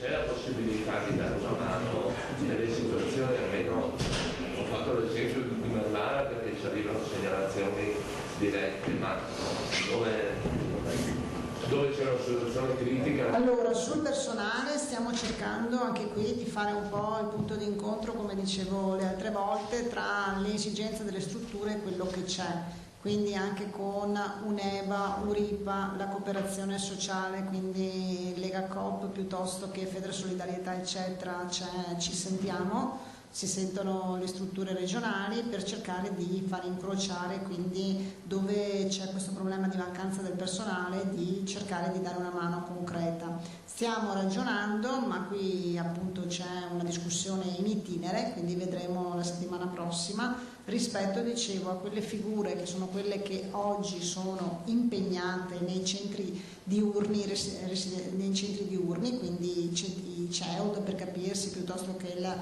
centro ricreativo, che quindi semiresidenziale, che quindi non è residenziale ma semiresidenziale solo diurno, che oggi sono a casa perché voi sapete che c'è un'ordinanza che li chiude tutti fino al 3 di aprile, e credo che anche in questo caso poi ci sarà la necessità comunque di prorogare anche questa ordinanza e questa misura. Stiamo ragionando se riusciamo appunto a far sì che le persone che oggi sono a casa perché i centri sono chiusi possano andare di supporto in quelle strutture che oggi sono in difficoltà, e penso che per la settimana prossima riusciremo ad avere qualcosa insomma su questo.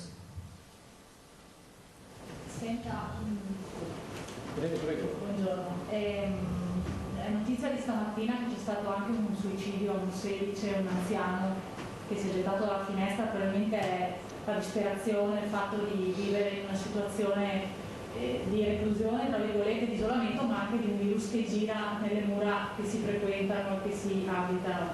State pensando che è una sorta di sostegno magari anche psicologico all'interno? L'abbiamo già attivato, nel senso che voi sapete che il progetto Inoltre, che è il progetto nato nel 2012, contro i suicidi degli imprenditori, poi è stato di supporto per il problema finanziario, quindi delle due banche principali, Veneto Banca e Banca Popolare di Vicenza, con sappiamo le ripercussioni. Oggi lo abbiamo reiterato quindi proprio sull'emergenza sanitaria, l'emergenza coronavirus. Mi dovrebbero anche presentare un progetto proprio inizio la settimana prossima, proprio che stiamo cercando con delle equip specifiche in ogni azienda sanitaria su questo modello, che sia di supporto chiaramente alla popolazione, quindi rispetto a angoscia, paura, insomma sappiamo quanto può essere duro anche rimanere in casa o comunque insomma sentire sempre messaggi di questo tipo, e quindi la paura, insomma tutto il resto, ma anche lo stiamo facendo all'interno degli ospedali, perché chiaramente diventa un problema anche di supporto psicologico per i nostri operatori, che sono stremati rispetto al lavoro, ma rispetto a situazioni che tutti noi insomma vedono e affrontano per la prima volta. Avete già dei dati di chiamate di quanti si stanno appunto rivolgendo? No, però possiamo per la prossima volta farvi dare dei numeri sul come sta funzionando, le chiamate, insomma come si sta muovendo. La dottoressa Rogelli infatti dovrebbe fare avere adesso un po' di numeri di chiamate, domani li chiamo. Grazie. A proposito dei centri diurni che sono stati chiusi, e dicevi che con ogni probabilità l'ordinanza sarà reiterata, resteranno chiusi. Le famiglie che hanno degli ospiti di questi centri diurni molto problematici, cosa possono fare?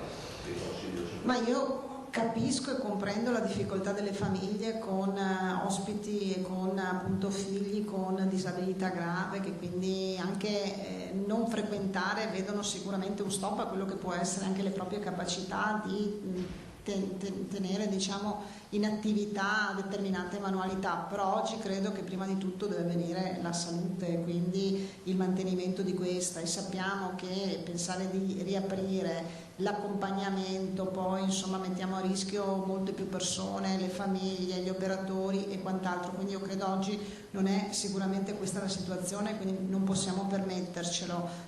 In questo caso si è cercato ove possibile di fare andare gli operatori a domicilio, ove possibile chiaramente, perché non dappertutto insomma si possono fare andare gli operatori a domicilio. Questo insomma chiaramente ha un rischio molto minore, perché parliamo appunto di un operatore solo che va nella famiglia, quindi insomma con le precauzioni, quindi con un rischio sicuramente minore, però non ovunque e non per tutti i casi è possibile, però ove è possibile insomma abbiamo dato questo input. Va bene? Grazie. Grazie mille. Grazie ragazzi, buon lavoro. Grazie. Salve. Quelli erano i dati sui medicinali, giusto? Che... Posso dire qualcosa di Ginetto delle pizzerie? Che ne so.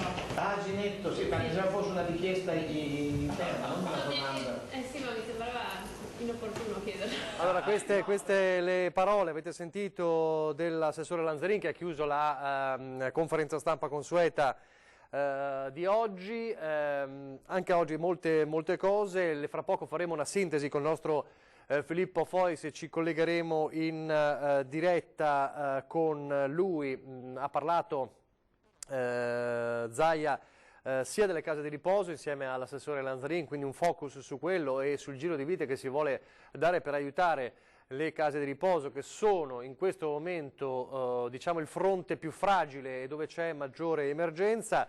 Avete sentito poi la questione invece già accennata ieri della settimana in arrivo, che sarà la più difficile, e quindi questo weekend cruciale per mantenere, diciamo, le regole, ordinanza che appunto resta ovviamente in vigore, e Zaia ha detto che io voglio prorogarla anche oltre il 3 aprile, bisognerà vedere poi con il governo. Insomma è tornato a parlare della necessità di stare a casa anche con un'immagine forte. Dovete capire, ha detto, che quando vedete una persona, immaginatevi già con il tubo in bocca, è un'immagine certamente forte, ma che probabilmente serve a dare maggiore importanza, maggiore forza, maggior vigore a quello che è un appello che sta in un certo senso funzionando, perché lo ha detto, siamo in ritardo di 3 giorni rispetto al modello matematico,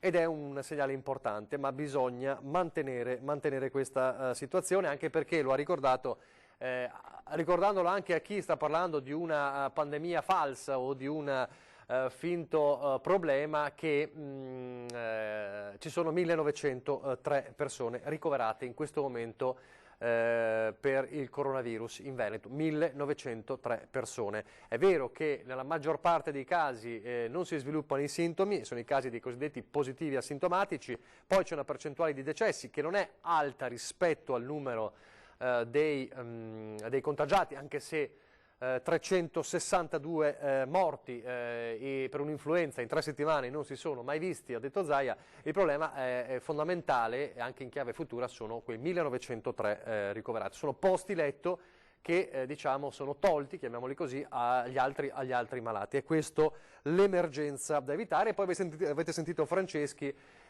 sulle mascherine. Faremo allora fra poco un focus. Io volevo però collegarmi con il sindaco di Treviso, allora vediamo se riusciamo a collegarci in questo momento prima di sentire il nostro Filippo Fois, vediamo se riesco a collegarmi con lui. Allora vediamo. Eccolo qua, lo vedo. Sindaco, buongiorno. Non sento l'audio, ma forse adesso sì. Mi sente? Buongiorno. Eccoci qua. Allora, vi sento. Io benissimo, benissimo. Allora, nel suo ufficio al lavoro ha seguito la conferenza di Zaia? Ha sentito le parole di Zaia?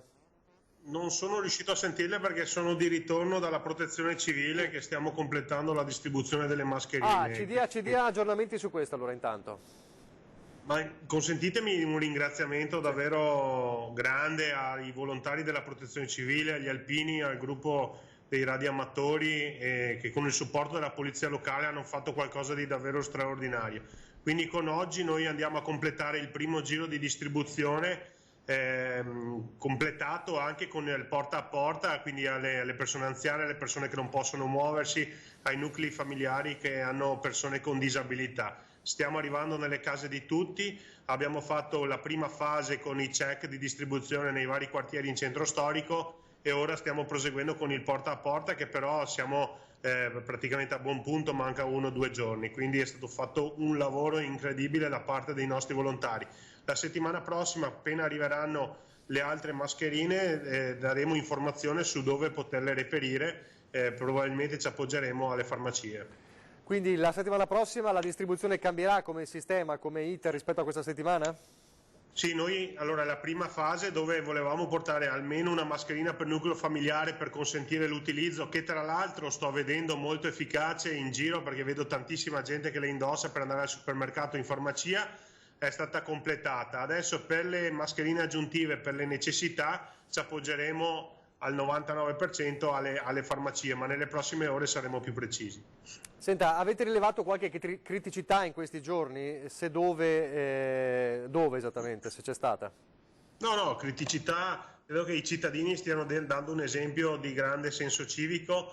L'appello che faccio è quello di non cedere alla tentazione di voler uscire con queste belle giornate, perché oggi qualcuno in più fuori l'ho visto, però insomma chi con la scusa della spesa, chi con la scusa del giornale o della farmacia si sta prendendo qualche minuto d'aria, che è consentito, però mi raccomando non molliamo adesso, i segnali, qualche spiraglio di rallentamento, che non vuol dire di diminuzione dei contagi c'è, dobbiamo continuare in questa direzione, non lasciamoci prendere dalla voglia di uscire, che comunque capisco essere davvero tanta. E sul fronte dei controlli, che imputa rispetto ai primi giorni? Mi ricordo quando ci collegammo con lei in cui segnalò quella incredibile festa abusiva in un condominio. Rispetto a quei giorni c'è stato un trend più positivo con i controlli? Sì. No, assolutamente. Qui il ringraziamento va ai miei cittadini che stanno dando veramente una dimostrazione di grande responsabilità, di grande voglia di uscire da questo incubo nel minor tempo possibile. Lo stanno facendo, stando a casa. Stanno nascendo tantissime belle iniziative social e attraverso le nuove tecnologie che così aiutano a passare un po' il tempo, però vedo che si stanno anche rispolverando i veri valori della famiglia. Questo mi fa molto piacere. Al contempo dico che sto ricevendo tantissime telefonate, messaggi, mail di persone che hanno delle grandi difficoltà. Per far fronte a queste necessità noi dalla prossima settimana metteremo in piedi una squadra dove coinvolgerò consiglieri comunali, gli assessori, cercheremo di dare a tutti una risposta. Non sempre ci chiedono l'aiuto economico, ma molte volte basta trovare anche una persona che ti risponde al telefono e ti sa dare un consiglio su come poter risolvere un problema con la banca piuttosto che con le poste, piuttosto che con l'avvocato. Quindi creeremo proprio questa squadra di persone che telefonicamente non farà sentire la presenza, perché l'abbiamo sempre detto, noi non volteremo le spalle a nessuno in questo momento particolarmente difficile. A proposito, voi come Comune ieri avete anche fatto un appello ai proprietari degli immobili, insomma, sugli affitti, è vero? Sì, una delle richieste che ci arrivano soprattutto in ambito commerciale è quella una richiesta e preoccupazione è quella di non riuscire a far fronte agli impegni con i proprietari degli immobili, e quindi con il vice sindaco De Checchi, che ringrazio anche lui per il lavoro incredibile che sta facendo, abbiamo sentito tutte le associazioni che raggruppano i piccoli e grandi proprietari immobiliari. Insomma, abbiamo trovato grande disponibilità da parte di tutti per sensibilizzare i propri associati e cercare tutti insieme, facendo ovviamente dei sacrifici, di superare questo momento, traghettare la nostra popolazione fino alla fine di questo tunnel nel migliore dei modi. Abbiamo trovato la disponibilità, pur consapevoli che siamo in ambito totalmente privatistico, quindi poi sta alla sensibilità dei singoli proprietari accettare o concedere condizioni agevolate, però credo che anche da questo punto di vista non mancheranno i trevigiani di dimostrare la grande sensibilità e il grande cuore. Noi comunque siamo sempre a disposizione per tutti coloro che manifestano o dovessero rappresentare delle criticità, dei problemi, perché oggi è importante anche il sostegno morale, cioè sapere che qualcuno ti risponde al telefono e ti aiuta, ti tende una mano per poterti rialzare, credo che sia importantissimo. Ma come funzionerà questo sistema, se lo state mettendo a punto in questo momento? Sì, ci sarà un numero di telefono dedicato con una persona che risponderà nelle fasce orarie che verranno indicate, e poi in base alle problematiche che i cittadini ci manifesteranno verranno indirizzate a un professionista piuttosto che a un altro. Ah, ok. Le faccio questa domanda per il Mario Conte più presidente di ANCI Veneto che sindaco, anche come sindaco evidentemente. Intanto immagino che il 31 di marzo ci sarà anche lei, insomma, davanti al municipio con la bandiera a mezz'asta, quel minuto di silenzio da dedicare alle vittime del coronavirus. ci saremo sicuramente. Mai come questa volta questa partita non ha confini geografici, quindi sapere che magari a Treviso la situazione sta rallentando, però il nostro cuore non è indifferente alle criticità che invece continuano a manifestarsi in Lombardia, a Bergamo, a Lodi o a Milano. Quindi il sacrificio, il dolore del sindaco di Bergamo è anche il mio, è anche il nostro, di tutti i sindaci del Veneto, e quindi ci sarà questo abbraccio virtuale attraverso questa bandiera a mezz'asta e la presenza dei sindaci davanti ai municipi, proprio per dimostrare che i sindaci sono un'unica squadra che è raggruppata dal tricolore. Il nostro operato, il nostro servizio è completamente rivolto ai cittadini e mai come questa volta non ci sono differenze e colori politici a dividerci. Ultima cosa, come presidente di ANCI Veneto, lei è stato chiaro sulle restrizioni, la linea anche del governatore Zaia è quella di andare oltre il 3 aprile perché servirà, dice, andare oltre, poi bisognerà capire con il governo, e poi da presidente di ANCI Veneto anche sugli aiuti che si possono dare ai comuni, ai sindaci da parte del governo.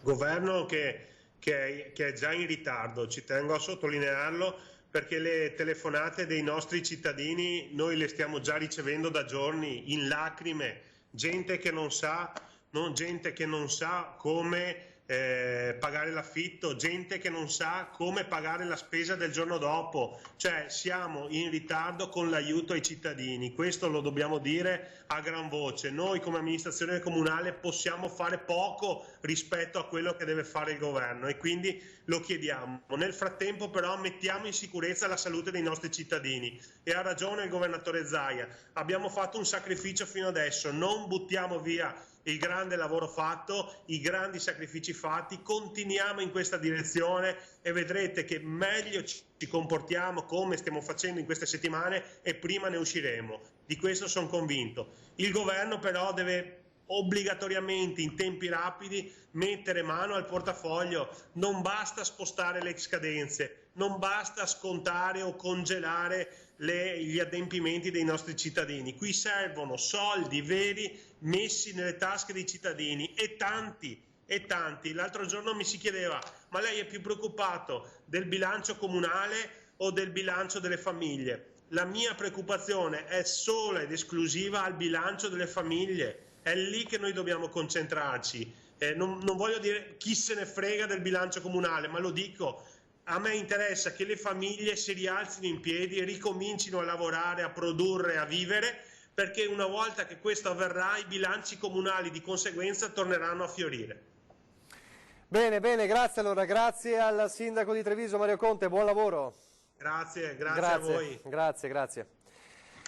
E così dunque avete sentito anche la novità, oltre al cambio del sistema di distribuzione delle mascherine per la prossima settimana, ma ve ne sarà reso, ve ne daremo conto ovviamente quando arriveranno le indicazioni dal Comune, la creazione di questa task force, di questa squadra nel Comune di Treviso per rispondere alle domande, perché diceva il sindaco in un momento così di emergenza è sempre un elemento di incertezza è non sapere a chi rivolgersi, non sapere se c'è qualcuno che ti può rispondere, quindi una linea telefonica che poi può smistare a dei professionisti o dagli esperti del settore per le varie richieste. Questo dalla prossima settimana. E poi il grido, come sindaco, per le situazioni di difficoltà. Poi sentiremo anche Ascom, Confcommercio su questo. Vedo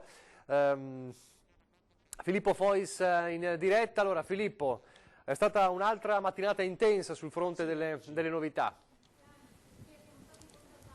Sì, esatto, innanzitutto diamo proprio l'aggiornamento con cui è cominciato l'incontro. In Veneto ci sono stati eseguiti fino ad ora 88.864 tamponi, sono 20.000 le persone in isolamento, 7.930 le persone che sono risultate positive, la stragrande maggioranza non presenta sintomi, i ricoverati sono 1.903, praticamente pari a 2 grandi ospedali, ha detto Zaia. I ricoverati in terapia intensiva sono al momento 344, vi ricordiamo che la Regione è impegnata per rendere attive 825 postazioni di terapia intensiva. I dimessi sono stati fino ad ora 655, i morti 362 e poi il dato che ha fatto il suo esordio qualche giorno fa, quello dei nuovi nati in Veneto, che questa notte sono stati ben 95. Per quello che riguarda i tamponi, ecco, qui entriamo nel vivo, perché come sapete la Regione è intenzionata ad arrivare a 20.000 tamponi al giorno. È arrivato un macchinario dall'Olanda che è in grado di leggere 7.000 tamponi al giorno.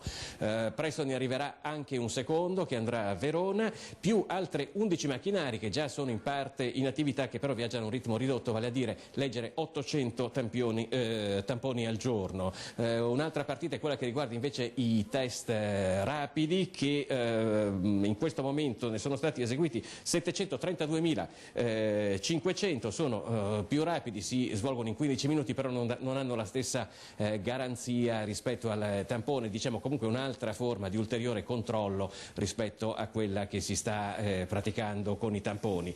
Un importante annuncio è quello che riguarda, e qua proprio il foglio che ci è stato consegnato, l'utilizzo di farmaci sperimentali per il coronavirus. Ieri sera l'Istituto Superiore di Sanità ha autorizzato all'azienda ospedaliera di Padova la sperimentazione dell'utilizzo di plasma trattato degli infetti sui ricoverati nella terapia intensiva. Questo sarebbe un metodo per ridurre l'aggressività del virus e quindi far creare anticorpi al paziente. Vi ricordiamo, è una tecnica sperimentale che adesso sta entrando in piena operatività a Padova. Sempre ieri, dopo l'autorizzazione dell'AIFA, il Comitato Tecnico Scientifico istituito dalla Giunta regionale del Veneto, sono state avviate la sperimentazione delle terapie farmacologiche a domicilio e nelle RSA al fine di rallentare precocemente l'evolvere della malattia e i ricoveri in ospedale. Ecco, apriamo subito un'altra parentesi,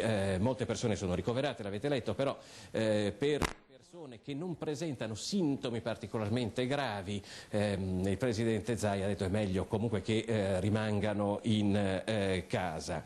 I farmaci in sperimentazione sono clorochina, idrossiclorochina, lopinavir, ritonavir, darunavir, cobicistat. Questi sono insomma i nomi che a molti, come a me devo dire la verità, non dicono granché, però sono dei farmaci che in questo momento saranno utilizzati e che potrebbero offrire una risposta ai pazienti che in questo momento sono sotto le cura negli ospedali e in casa per il coronavirus.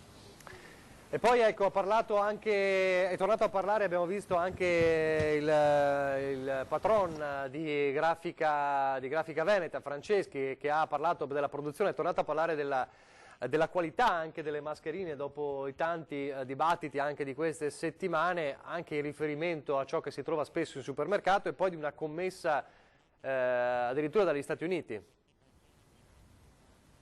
Sì, esatto. Allora, innanzitutto per quello che riguarda i rifornimenti di mascherine al Veneto da parte di Grafica Veneta, Franceschi ha detto che si sta lavorando per ulteriori 2 milioni di mascherine, a cui ne seguiranno altri 2 milioni. Le richieste in questo momento stanno arrivando anche dall'estero, da parte di alcune case editrici americane. È arrivata la richiesta a Grafica Veneta per 500.000 mascherine. Pensate, è una richiesta che comunque non credo che Grafica Veneta riuscirà a soddisfare, l'ha detto lo stesso Franceschi, e richieste sempre alla stessa azienda, l'azienda che ha sede a Trebaserie, che lo ricordiamo, sono arrivate anche dalla Francia, dalla Spagna e dalla Gran Bretagna. Innanzitutto comunque si è detto la produzione sarà concentrata sul Veneto e appunto sulla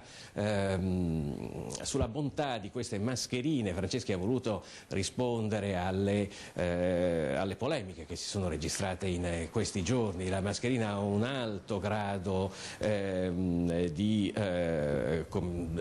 effettività, siamo attorno al 90%, ha detto sono molto più leggere quelle che si trovano nei supermercati. Un accenno polemico è stato fatto anche nei confronti di alcune mascherine che in questo momento sono in distribuzione da parte dei comuni, e in questo caso è stato Franceschi a definirle carta igienica rispetto a quelle che produce Grafica Veneta. E quindi questo è stato un po' il messaggio di Franceschi, appunto, anche in riferimento, lo dicevi tu, ad alcuni tipi di mascherine. Sì, infatti, evidentemente. Poi tra l'altro questa mascherina è stata realizzata seguendo tutti quelli che sono i dettami, che insomma rispetto a quelle che si trovano in supermercato, diciamo, ha più sostanza, è una cosa che serve di più. Questo, insomma, poi sono stati dati dei dati tecnici, insomma, che a suffragare questo fatto, ma soprattutto si è soffermato su alcune cose che vengono vendute per pochi soldi, che ancora si trovano, che effettivamente, insomma, non offrirebbero quella protezione di cui, insomma, c'è bisogno. E d'altra parte non sono mancati nemmeno in questi giorni le inchieste, insomma, della finanza e di quant'altro e di altre forze dell'ordine su alcune produzioni, diciamo così, abusive senza l'avallo dell'Istituto Superiore di Sanità, perché ricordiamo che queste mascherine per essere prodotte la relazione tecnica deve essere spedita all'Istituto Superiore di Sanità e ricevere una risposta, insomma sono, diciamo, vidimate dall'Istituto Superiore di Sanità. Altre cose, Filippo? Esatto, sì. No. Beh, e poi si è parlato anche di case di riposo, naturalmente questo è un nervo scoperto in questo momento, perché come è stato detto in conferenza stampa le case di riposo sono il luogo in cui si trovano praticamente raggruppati i candidati pazienti del coronavirus, e per cui c'è un occhio d'attenzione particolare da parte della Regione, nonostante non sia la Regione a gestire queste strutture che sono o comunali o comunque di privati, però sono attenzionate, si stanno facendo tutti gli sforzi necessari a renderle più sicure con percorsi separati tra chi è positivo e chi no, isolamento naturalmente per i positivi, insomma tutta la messa in sicurezza di cui c'è necessario. La Regione non esclude di inviare anche un aiuto in termini di personale, perché sappiamo che alcune di queste realtà sono pesantemente provate da questo punto di vista. Bene, grazie a Filippo Fois, grazie anche a Sandro Ponchio per averci documentato anche oggi la conferenza stampa del governatore Zaia con tutte le novità di oggi. Grazie. Allora, salutiamo Filippo, salutiamo Sandro Ponchio, volevo farvi vedere un'altra cosa, se è pronta, adesso chiedo alla regia perché è stata preparata da poco ed è un'immagine toccante. Il saluto della polizia stradale in barriera Mestre delle Salme in viaggio da Bergamo al crematorio di Cervignano del Friuli. Vediamo se c'è questo video.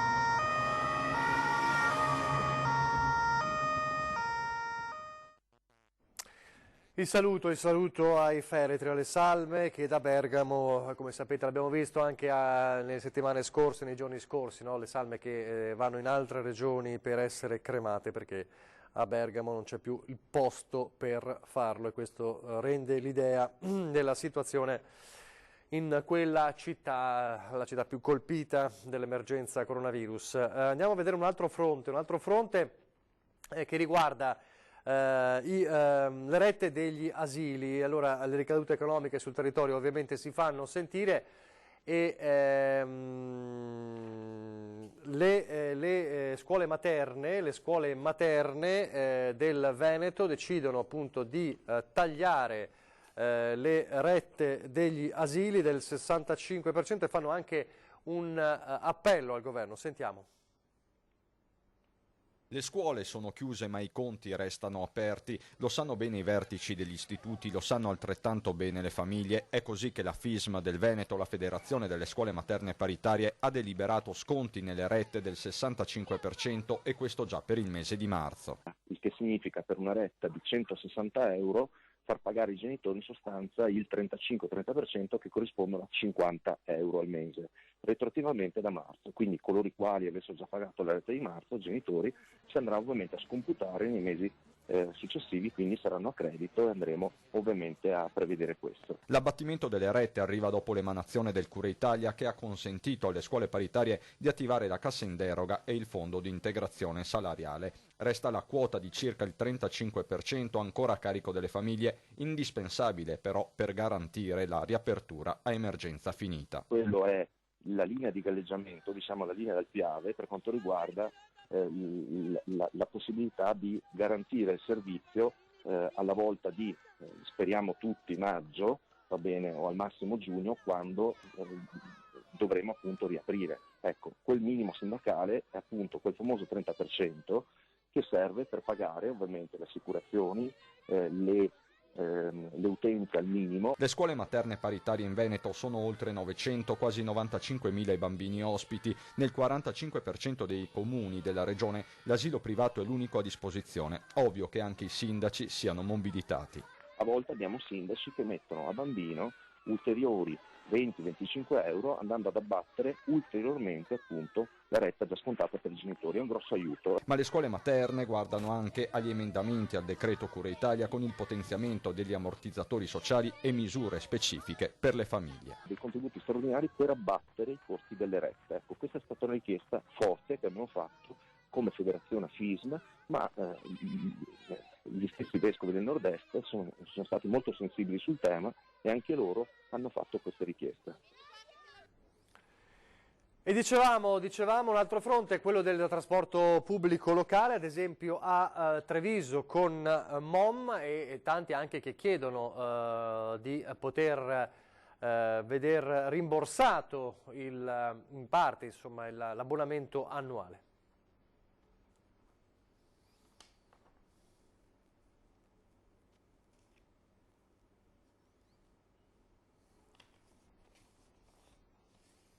Servizio su MOM.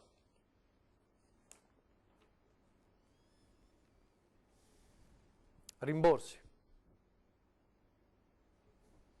Ci sono stati dei momenti, dei giorni in cui abbiamo incassato 150 euro, la media è sui 2.000 euro al giorno, quindi voi capite le difficoltà per un'azienda che ha 620 persone. La voce rotta dalla preoccupazione del presidente Colladon scandisce i numeri della ricaduta economica sulla MOM del contagio da coronavirus. Entrate di fatto azzerate per un'azienda che comunque questo mese deve tirare fuori 2 milioni di euro di stipendi.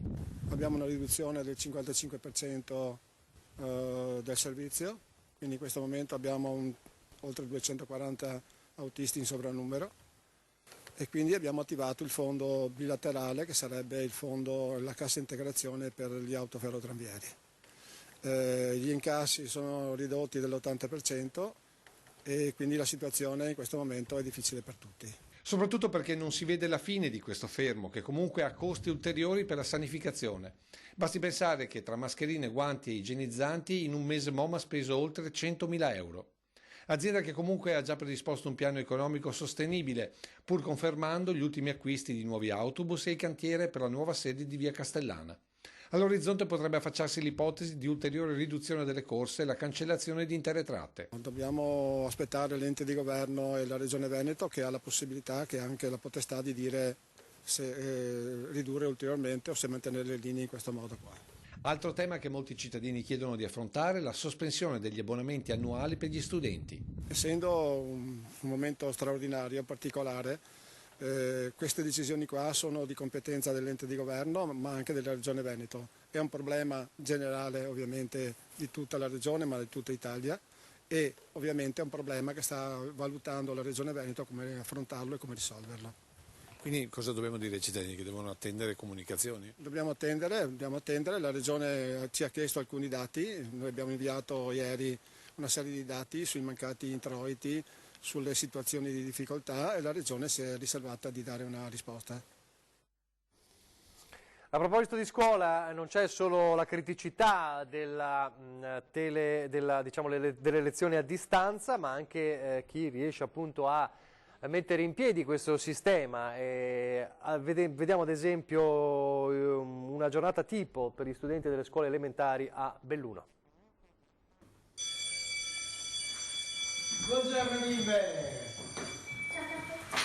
Buongiorno, allora oggi facciamo un po' di italiano e un po' di inglese per te e forse scienze, matematica. Quarta settimana di lezioni a distanza per gli alunni delle scuole Gabelli di Belluno dall'inizio dell'emergenza coronavirus. A casa Campolo la routine indispensabile per mantenere il ritmo prevede solo un ritardo di mezz'ora nella sveglia quotidiana e subito dopo la colazione e l'igiene personale le bambine sono pronte per affrontare una nuova giornata di scuola. Pronto per partire. Ascolta le parole della strega, pensa e poi dice: allora se hai veramente bisogno di me dovrei dargli un gelato ogni giorno e per dormire ho bisogno di uno spazio più grande. La scuola ha messo a disposizione un sito internet dove settimanalmente vengono inseriti i materiali didattici e le spiegazioni di ogni maestra per ogni materia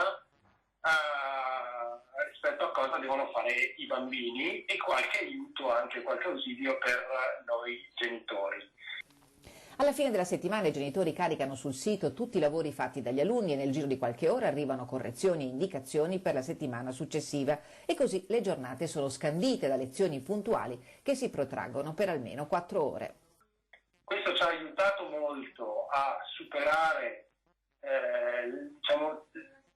la delusione di non essere a scuola e offre delle sicurezze anche ai bambini, perché sanno che tutti i giorni la scuola è vicino a loro. Per i genitori senza dubbio un modo per apprezzare ancora di più la scuola e le insegnanti. Devo dire che mai come in questa fase riusciamo ad apprezzare la capacità, la qualità, la professionalità delle insegnanti, perché le nostre bambine vanno alle elementari, frequentano i Gabelli e per quanto noi abbiamo nozioni di italiano, matematica, lezioni di base di storia e geografia, però capiamo quanta professionalità poi mettono le insegnanti, le maestre nel trasferimento delle nozioni, delle informazioni. Adesso pochi istanti di pubblicità e poi torniamo subito.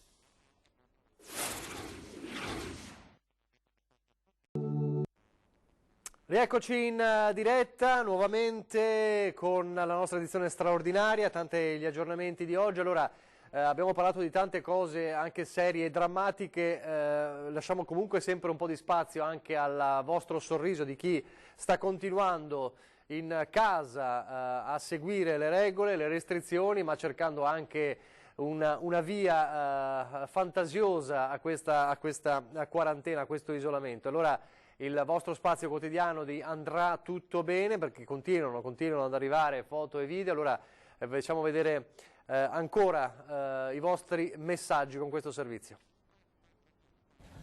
Ciao a tutti, Andrà tutto bene?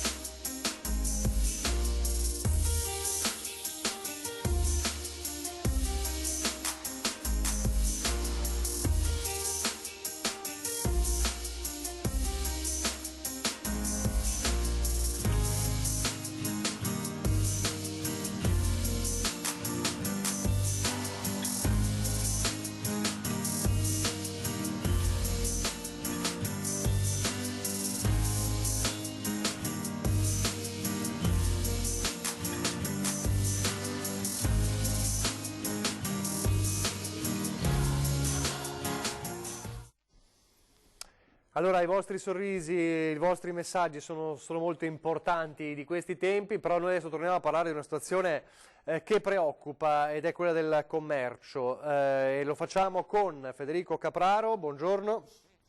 presidente di Asconf Confcommercio Treviso. Buongiorno, buongiorno. Allora, la situazione, lei lo ha detto chiaro, insomma, è drammatica per tanti vostri associati, per tanti esercenti. Cosa sta succedendo?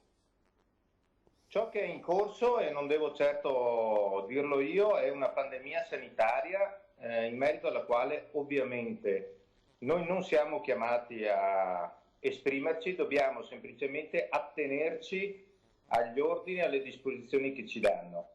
E così dobbiamo fare in un sistema organizzato e così credo che potremo uscirne nel più veloce tempo possibile. Ciò che invece è nel frattempo in corso e di cui non ci dobbiamo dimenticare, e lì richiamo l'attenzione della nostra politica, è l'epidemia economica che è scoppiata a seguito della pandemia sanitaria e un primo focolaio, così stiamo nei termini che oggi vengono maggiormente utilizzati, un primo focolaio in ambito sociale. Se noi oggi non interveniamo velocemente e pesantemente in termini, dico, di volumi di liquidità su questo, abbiamo lo scoppio di un problema sociale che non saremo in grado di gestire. I segnali sono già forti, vero? Che segnali ci sono? Oggi recuperavo uno studio del professor Minello che parlava di un mese di autonomia da parte delle imprese. Questi sono i tempi. Il problema è che non possiamo dare risposte alle imprese tra un mese, lo dobbiamo dare subito questa risposta, che vuol dire non che subito arrivi un intervento, ma che subito arrivi la certezza di quelli che saranno gli interventi, in che misura e in che tempi. In questo modo un imprenditore si può organizzare e può evitare il peggio. Però c'è l'incertezza sanitaria, è questo che probabilmente frena anche chi decide i tempi. No, non credo che le due cose vadano di pari passo. Credo che l'incertezza stia sulle coperture economiche a fronte di quello che io ho chiamato 3 settimane fa un piano Marshall, di cui c'è bisogno in Italia. Il riferimento di Mario Draghi in tal senso è stato esplicito, lo abbiamo ricordato, non solo perché è autorevole, ma è perché è l'unica soluzione che che ci può permettere di uscire da questa situazione. Non volevamo essere catastrofisti, però la situazione, se la cosa non si sblocca, quale sarà fra un mese, secondo lei? Allora, parliamoci in maniera molto chiara, non per essere catastrofisti, ma proprio per trovare le soluzioni e dare ottimismo e prospettiva. Questo è quello che dobbiamo fare. Ci vuole grandissima velocità a tutti i livelli e ci vuole grandissima creatività per trovare le soluzioni. Fra un mese, in realtà, non è fra un mese, è domani mattina. E domani mattina, per quello che riguarda il commercio e i servizi, è il 1° di settembre. E domani mattina, per quello che riguarda il turismo, ahimè, è il 1° marzo 2021. Questo è il nostro domani mattina. Noi dobbiamo proiettarci lì con le nostre teste e con i nostri programmi e la nostra pianificazione di impresa. È solo da lì che possiamo ripartire. Nel frattempo, la cassa integrazione in deroga, che abbiamo ottenuto anche in maniera semplificata, agevole per le nostre imprese, è un modo solo per iniziare questo percorso. Oggi aspettiamo un'iniezione di liquidità dalle dimensioni titaniche. Altrimenti non ci troveremo tutti. Al 1° settembre non saremo tutti.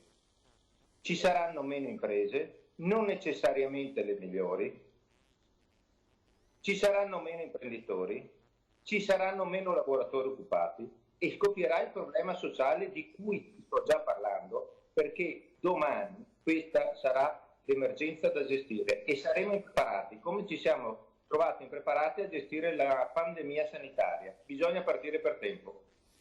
Gente quindi che non ha più stipendi, gente che non ha più di che vivere, questo è il concetto sostanzialmente. È evidente, mancando la liquidità si innesca un meccanismo per cui non circolano i denari che servono, ma i denari che servono a sopravvivere per le famiglie e a sopravvivere per le imprese. Non si tratta di anteporre interessi di bottega agli interessi prioritari che sono quelli della salute pubblica, ma c'è una salute pubblica che deriva necessariamente da quella economica. Se stiamo bene, stiamo tutti bene, non solo dal punto di vista della salute, perché il progresso, quello che abbiamo, che dobbiamo evidentemente rivedere, rimodulare, riprogrammare in maniera sostenibile, è comunque dettato da una ricchezza media e distribuita che sicuramente da settembre in poi non avremo. Voi come Ascom Confcommercio intanto cosa potete fare? Chiaramente potete fare fino a un certo punto, ma voi cosa state facendo e cosa si può fare intanto? No, credo che noi possiamo fare molto, dobbiamo fare molto e stiamo facendo molto. Abbiamo scritto alle amministrazioni locali, questo è il nostro livello territoriale, per intervenire a sostegno delle imprese. Stiamo scrivendo alle banche del territorio, quelle di credito cooperativo, perché intervengano con i nostri consorzi fidi a favore delle imprese. Stiamo sostenendo a livello regionale tutta la partita legata all'occupazione e quindi all'importanza e alla preoccupazione che abbiamo noi per dare continuità di lavoro ai nostri collaboratori, e a livello nazionale perché arrivino queste misure. Poi è chiaro in questo momento che dobbiamo, e questo lo abbiamo condiviso con i nostri dirigenti di giunta, di consiglio di amministrazione e anche con tutti i nostri collaboratori, è chiaro che dobbiamo dividerci. Una parte di noi deve andare avanti ed andare a vedere quali saranno le soluzioni del futuro, e una parte di noi deve rimanere al fianco delle nostre imprese per accompagnarle. Non possiamo, se non trovando questa soluzione, portare i nostri imprenditori a essere presenti anche il 1° settembre. Quali possono essere soluzioni per il futuro, se già si vede qualcosa? Parliamoci anche qui in maniera molto schietta. Sono nel frattempo cambiate velocemente alcune abitudini. Oggi gli approvvigionamenti, i pochi, arrivano attraverso l'acquisto online, e quella è una nuova abitudine che in questi mesi si è ulteriormente sedimentata, è la nuova modalità. È chiaro che noi dobbiamo costruire le piattaforme all'interno dei quali devono veicolare le vendite online i nostri associati. Dobbiamo costruire i sistemi affinché ciò avvenga. In 5 giorni abbiamo messo in piedi, grazie alla collaborazione con Antea, la distribuzione e la vendita a domicilio dei beni alimentari, ma non solo per le fasce deboli. Ecco, questa modalità che serve per coprire un'emergenza, in realtà è la nuova modalità, è il nuovo modo di... Nel frattempo la gente si abituerà a leggere, a prendere le notizie con questi nuovi sistemi. Oggi tutto circola online e noi dobbiamo essere veloci per arrivarci. Senta, poi c'è il fronte catastrofico, questo sì, del turismo, l'ha accennato prima, insomma, il turismo sta vivendo forse la situazione peggiore degli ultimi anni. Non oso tornare indietro al passato, ma una situazione del genere non l'ho mai vista, insomma, non l'abbiamo mai vista. Allora, il turismo è stato il primo settore ad essere colpito, è il settore più pesantemente colpito e è l'ultimo settore che ripartirà. Su questo, lo stiamo dicendo anche ai miei colleghi, perché io seguo quel settore, la stagione è completamente saltata. Ci ritroviamo, ripeto, domani mattina nel 2021 e ci troviamo nel 2021 così come eravamo, numeri alla mano, nel 1978. 1978? Le tendenze turistiche della regione Veneto saranno quelle del 1978. Questi sono i numeri e sulla base di questo e da lì dovremo ripartire. Ma cambierà tutto, cambierà la richiesta, cambieranno le esigenze, cambieranno le abitudini. Dobbiamo velocemente cambiare file. Questo è ciò che stiamo condividendo con i nostri associati. Perché dice 1978? Perché la previsione è anche quella degli stranieri che non verranno, cioè è un dato molto, molto chiaro. Abbiamo cali sulle presenze turistiche superiori al 60%. Passiamo dai 70 milioni di presenze in Veneto nell'anno 2019 ai 20 milioni previsti per l'anno 2020. Si torna indietro, lo dico per la regione Veneto, lo dico per la provincia di Treviso, lo dico per le città d'arte che sicuramente saranno quelle più colpite. Oggi la provincia di Treviso, in ragione di una realtà business, è probabilmente la prima a poter ripartire grazie all'attività delle aziende, ma queste dobbiamo tenerle vive, tenerle in moto e soprattutto permettere che ripartano. Ma stiamo già parlando degli ultimi mesi dell'anno, per cui la stagione è saltata. In questo senso, e parlo della provincia di Treviso, le colline del Prosecco Patrimonio UNESCO potrebbero essere un motore per ripartire? Ma sicuramente quel tipo di richiamo, un richiamo legato al territorio, legato a dei tempi più lenti, a degli affollamenti minori, facciamo attenzione anche a questo aspetto, che nel frattempo è un messaggio che è stato mandato e che sicuramente farà riflettere cambiando la propensione, cambiando gli approcci. Sono elementi che potranno rilanciare.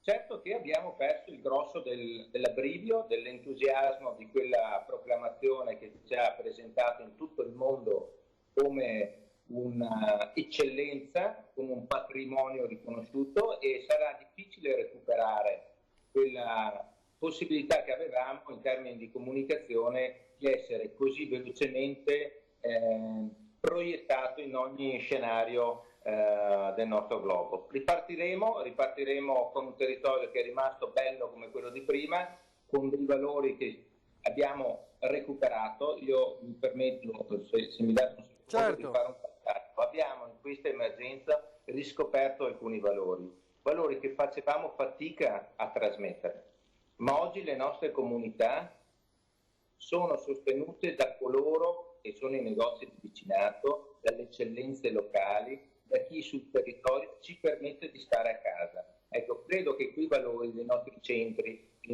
urbani, dei nostri centri storici, oggi sono nuovamente evidenziati, e io credo che si debba ripartire da lì.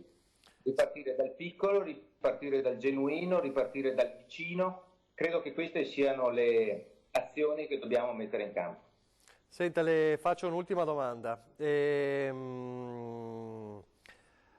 Cosa si sente di dire ai suoi associati, insomma, a chi ha un albergo, come chi ha il negozio, che ha le serrande chiuse ormai da giorni, da settimane, e che dice io non ce la faccio più, che ha bisogno, insomma, di sentire la sua voce? Lei cosa dice a queste persone? Ma dico due cose. Una, non sei solo. In questo momento anche il valore di un'associazione come la nostra, il valore di Confcommercio, lo si sente e lo si percepisce, perché l'assistenza e i servizi che stiamo dando, che ovviamente hanno avuto un'evidente impennata di richieste, e non mi riferisco solo alla cassa integrazione di cui abbiamo parlato prima, è proprio uno stare vicino, un bisogno che ognuno di noi come imprenditore ha, anche di confrontarsi e anche di trovare conforto, e questo lo si trova nelle associazioni di categoria, Confcommercio in primis. Il secondo aspetto, lo dico, c'era un hashtag che girava fino a qualche giorno fa, andrà tutto bene. Ecco, quell'hashtag lì lo dobbiamo allungare, andrà tutto bene, se saremo veloci, se saremo creativi. Questo è l'invito che faccio a tutti i miei colleghi di turismo, commercio e servizi. Dobbiamo essere veloci e dobbiamo essere creativi. È importante questo. E andrà tutto bene, certo, dovrà andare tutto bene per forza, e allora è importante il messaggio, lo ribadisco, insomma, chiunque si senta magari in un momento di difficoltà e che vede scenari, insomma, negativi, perché la situazione è questa, si rivolga comunque a voi, insomma, si rivolga a Ascom per avere anche un conforto, insomma, una soluzione, insomma, dovete rivolgervi alla vostra categoria, così.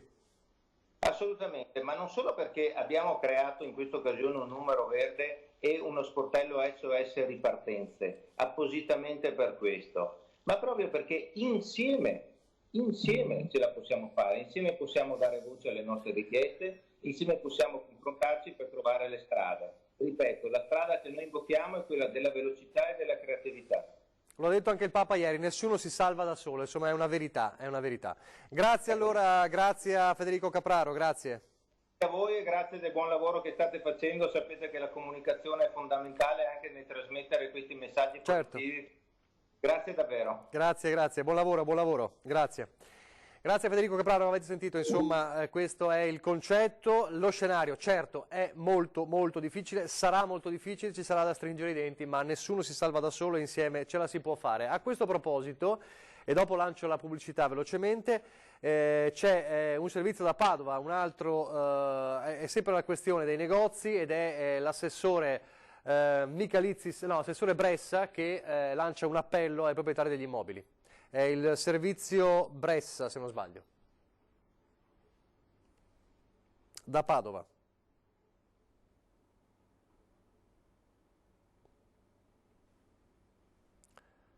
Se ce l'avete, se no lo mandiamo dopo la pubblicità. Eccolo qua, ce l'abbiamo.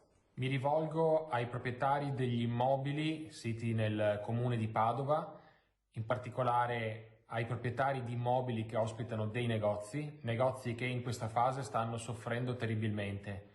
In molti perché sono stati costretti a sospendere la propria attività a causa delle restrizioni definite dal governo, altri magari l'attività l'hanno ancora aperta ma stanno subendo delle fortissime riduzioni in termini di fatturato. Per questo motivo io a questi proprietari degli immobili chiedo di mettersi una mano sulla coscienza e fare una riflessione seria per quanto riguarda la riscossione degli affitti. Si può rimodulare l'importo di questi affitti o quantomeno sospendere il versamento fin tanto che queste realtà, come le attività commerciali, hanno serissimi problemi di liquidità. Questo lo dobbiamo fare non tanto per non vedere quali sono le giuste prerogative di ogni parte in campo, ma per riconoscere quella che è la situazione attuale, ed è una situazione drammatica sia dal punto di vista sanitario ma anche, come sappiamo bene, dal punto di vista economico. Per questo motivo il Comune di Padova ha deciso, per quanto riguarda le concessioni dei propri spazi commerciali, già di dare un segnale e il buon esempio con la sospensione dei versamenti o con la possibilità di rateizzare tutti i versamenti che sono necessari per la propria attività commerciale. Però oggi faccio questo appello anche raccogliendo quanto ci viene raccontato dalle associazioni di categoria del territorio, che lamentano in molti casi una difficoltà di dialogo con i proprietari degli immobili dove ci sono negozi. Ecco, siccome dico che questa situazione la dobbiamo superare come una comunità coesa, proviamo tutti a fare la propria parte, mettendoci d'accordo in questo caso tra proprietari e inquilini che hanno un negozio all'interno di questi spazi commerciali. Aggiungo che il governo ha messo a disposizione uno strumento importante. Sappiamo che c'è questo 60% di credito d'imposta che viene riconosciuto ai negozianti sulla base dell'importo che viene pagato per l'affitto nel mese di marzo, e questo probabilmente succederà anche per il mese di aprile, però sappiamo che questo ristoro è un ristoro che viene differito, cioè arriverà più avanti nel tempo. Proprio per questo, anche se la misura del governo è molto importante, è necessario che ci sia un dialogo tra proprietari e inquilini per trovare una soluzione che permetta ai negozianti di non perdere tutta la liquidità, che è come l'ossigeno, e se noi togliamo l'ossigeno per troppo tempo sappiamo tutti quali sono le conseguenze. Nel frattempo le parole del presidente di Union Camere Veneto, che abbiamo sentito tante volte in questi giorni, Mario Pozza, che ha detto: sono sempre stato un ottimista e un europeista, ma un'Unione Europea così non ci serve, a proposito della mancata tempestività nel rispondere a istanze in materia di rilascio di liquidità a favore delle imprese italiane nella fase di crisi dovuta all'emergenza coronavirus. I decisori europei, rileva Pozza, si stanno prendendo 15 giorni di riflessione e intanto la crisi si acutizza. Così, ha concluso Pozza, si rischia la fine dell'Unione Europea, una fine che già simbolicamente sembrava essere messa in atto dalla chiusura delle frontiere Schengen, chiaramente per motivi sanitari, ma insomma ha fatto molta impressione. Allora la pubblicità e poi torniamo subito all'ultima parte dell'edizione straordinaria.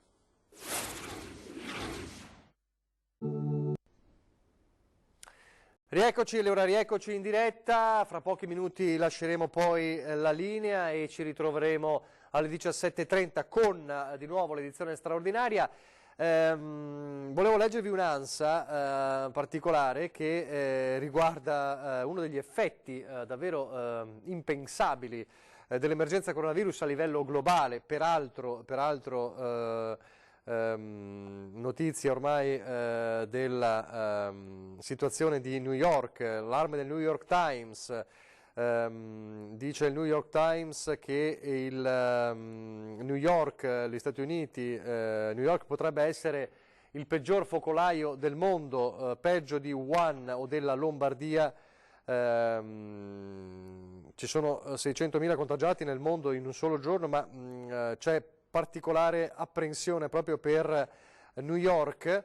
e quindi a dimostrazione di come la pandemia abbia raggiunto ormai il suo picco, comunque la sua situazione di emergenza anche negli altri stati. Ormai non ce n'era più bisogno di conferme, ma che gli Stati Uniti possano diventare, siano già diventati di fatto il paese col maggior numero di contagi è cosa ormai acclarata. A proposito di questo, a proposito di pandemia globale, vola il prezzo internazionale del grano, spinto dalla corsa all'accaparramento di farina e pasta, che nell'ultima settimana ha fatto registrare un ulteriore aumento del 6% alla borsa merci di Chicago. La Russia, che ha deciso di limitare le esportazioni dopo che la scorsa settimana le quotazioni del grano nel paese avevano raggiunto i 13.270 rubli per tonnellata, superando addirittura quello del petrolio degli Urali, che è sceso a 12.850 rubli per tonnellata. È quanto emerge da un'analisi della Coldiretti alla fine della settimana alla Chicago Board of Trade, il punto di riferimento mondiale delle materie prime agricole, che secondo gli esperti continueranno a crescere. Quindi in controtendenza al crollo fatto registrare dai mercati finanziari, afferma Coldiretti, la corsa ai beni essenziali sta facendo aumentare le quotazioni delle materie prime agricole, con i contratti future per consegna a maggio del grano che sono aumentati di circa il 6%. Insomma, il prezzo del grano è arrivato a sorpassare quello del petrolio, spinto dalla corsa agli accaparramenti di farina e pasta. È uno degli effetti davvero che non avremmo mai pensato, dovuto alla emergenza coronavirus, quindi una richiesta maggiore, sempre maggiore, di grano per farina e pasta. Poi c'è tutto un altro settore, magari lo approfondiremo più tardi, che invece riguarda un altro settore dell'economia che adesso comincia a accusare fortemente la crisi, è quello della discografia, della musica, con i tanti concerti che sono stati cancellati, le produzioni che si fermano. Questa mattina, se ricorderete, lo vedremo stasera nei servizi, si sta cercando di avere uno scenario anche per quanto riguarda l'industria cinematografica, o meglio la mostra del cinema.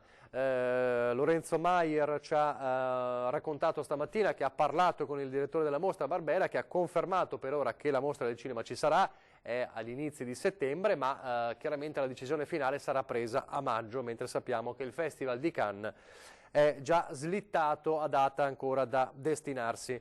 Nel frattempo ci sono le ordinanze, anzi ci sono i dati. Allora rivediamo i dati di questa mattina che parlano di 7.930 casi positivi, più 280 rispetto alle scorse ore, con una curva rallentata, ma lo ha detto e lo ha ripetuto il governatore Zaia questa mattina, eccola qua, questa mattina in conferenza stampa: la settimana prossima sarà la più dura e molto dipenderà dal comportamento della gente, proprio in questa settimana, a partire da questo weekend. 20.000 le persone in isolamento, 362 sono i decessi finora, 20 nella scorsa notte, 12 di questi nella provincia di Verona. Vi faccio vedere anche l'IBAN per le donazioni, è sempre importante ribadirlo. Vediamo se riusciamo a vedere i codici di riferimento per donare quello che potete agli ospedali, insomma a chi in questo momento sta combattendo in prima linea attraverso la regione contro il contagio del coronavirus. Come si combatte? Si combatte anche con le ordinanze. Zaia ha ripetuto, chiaramente le ordinanze del Veneto resteranno fino al 3 aprile, io vorrei prorogarle oltre il 3 aprile, e questo dipenderà molto anche dal governo, ma dovrebbe essere ormai deciso, insomma, a giorni che si andrà oltre il 3 aprile. Non si sa ancora per quanto, si è detto nel decreto che le ordinanze saranno reiterabili di 30 giorni in 30 giorni, vedremo. Però ecco, le ordinanze. E poi, come sapete, c'è la facoltà all'interno poi dei comuni, dei sindaci, di prendere misure autonomamente se sono più ristrette, ovviamente. E c'è ad esempio il caso del comune padovano di Maserà, con il sindaco che obbliga tutti i cittadini a uscire per andare a fare la spesa con mascherine e guanti.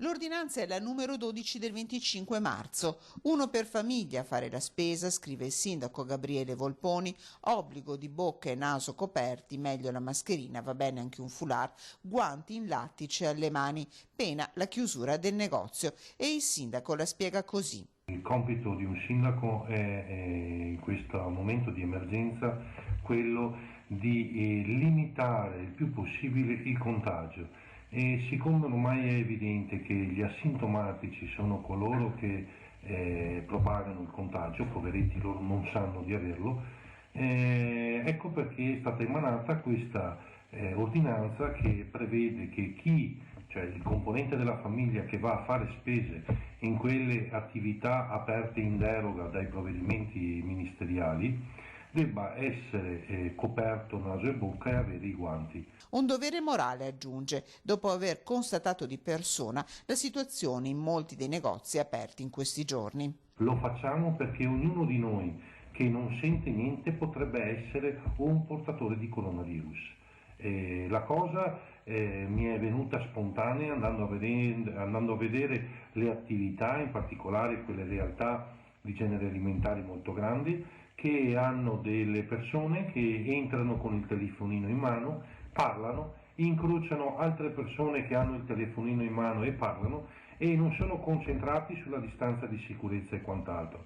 Intanto nel comune prosegue la distribuzione delle protezioni, sia quelle che stanno arrivando dalla regione, sia quelle realizzate in casa da un'azienda della zona che si è messa a disposizione. Ci abbiamo messo una settimana per testarlo, quindi per avere un prodotto che non fa male alla pelle e che non fa passare l'acqua. Abbiamo provato con un cucchiaino sia dalla parte dove la persona respira sia dall'altra parte, l'acqua corre via e quindi poi sono state messe in produzione e però non riusciamo ad averne più di un determinato numero. In questo momento ne sono state distribuite 4.000. Entro lunedì, al massimo martedì, ogni famiglia avrà a disposizione 2 mascherine. La raccomandazione resta una. L'emergenza non è finita e quindi dobbiamo stare ancora con le antenne alzate, rispettare le regole e alla fine andrà tutto bene.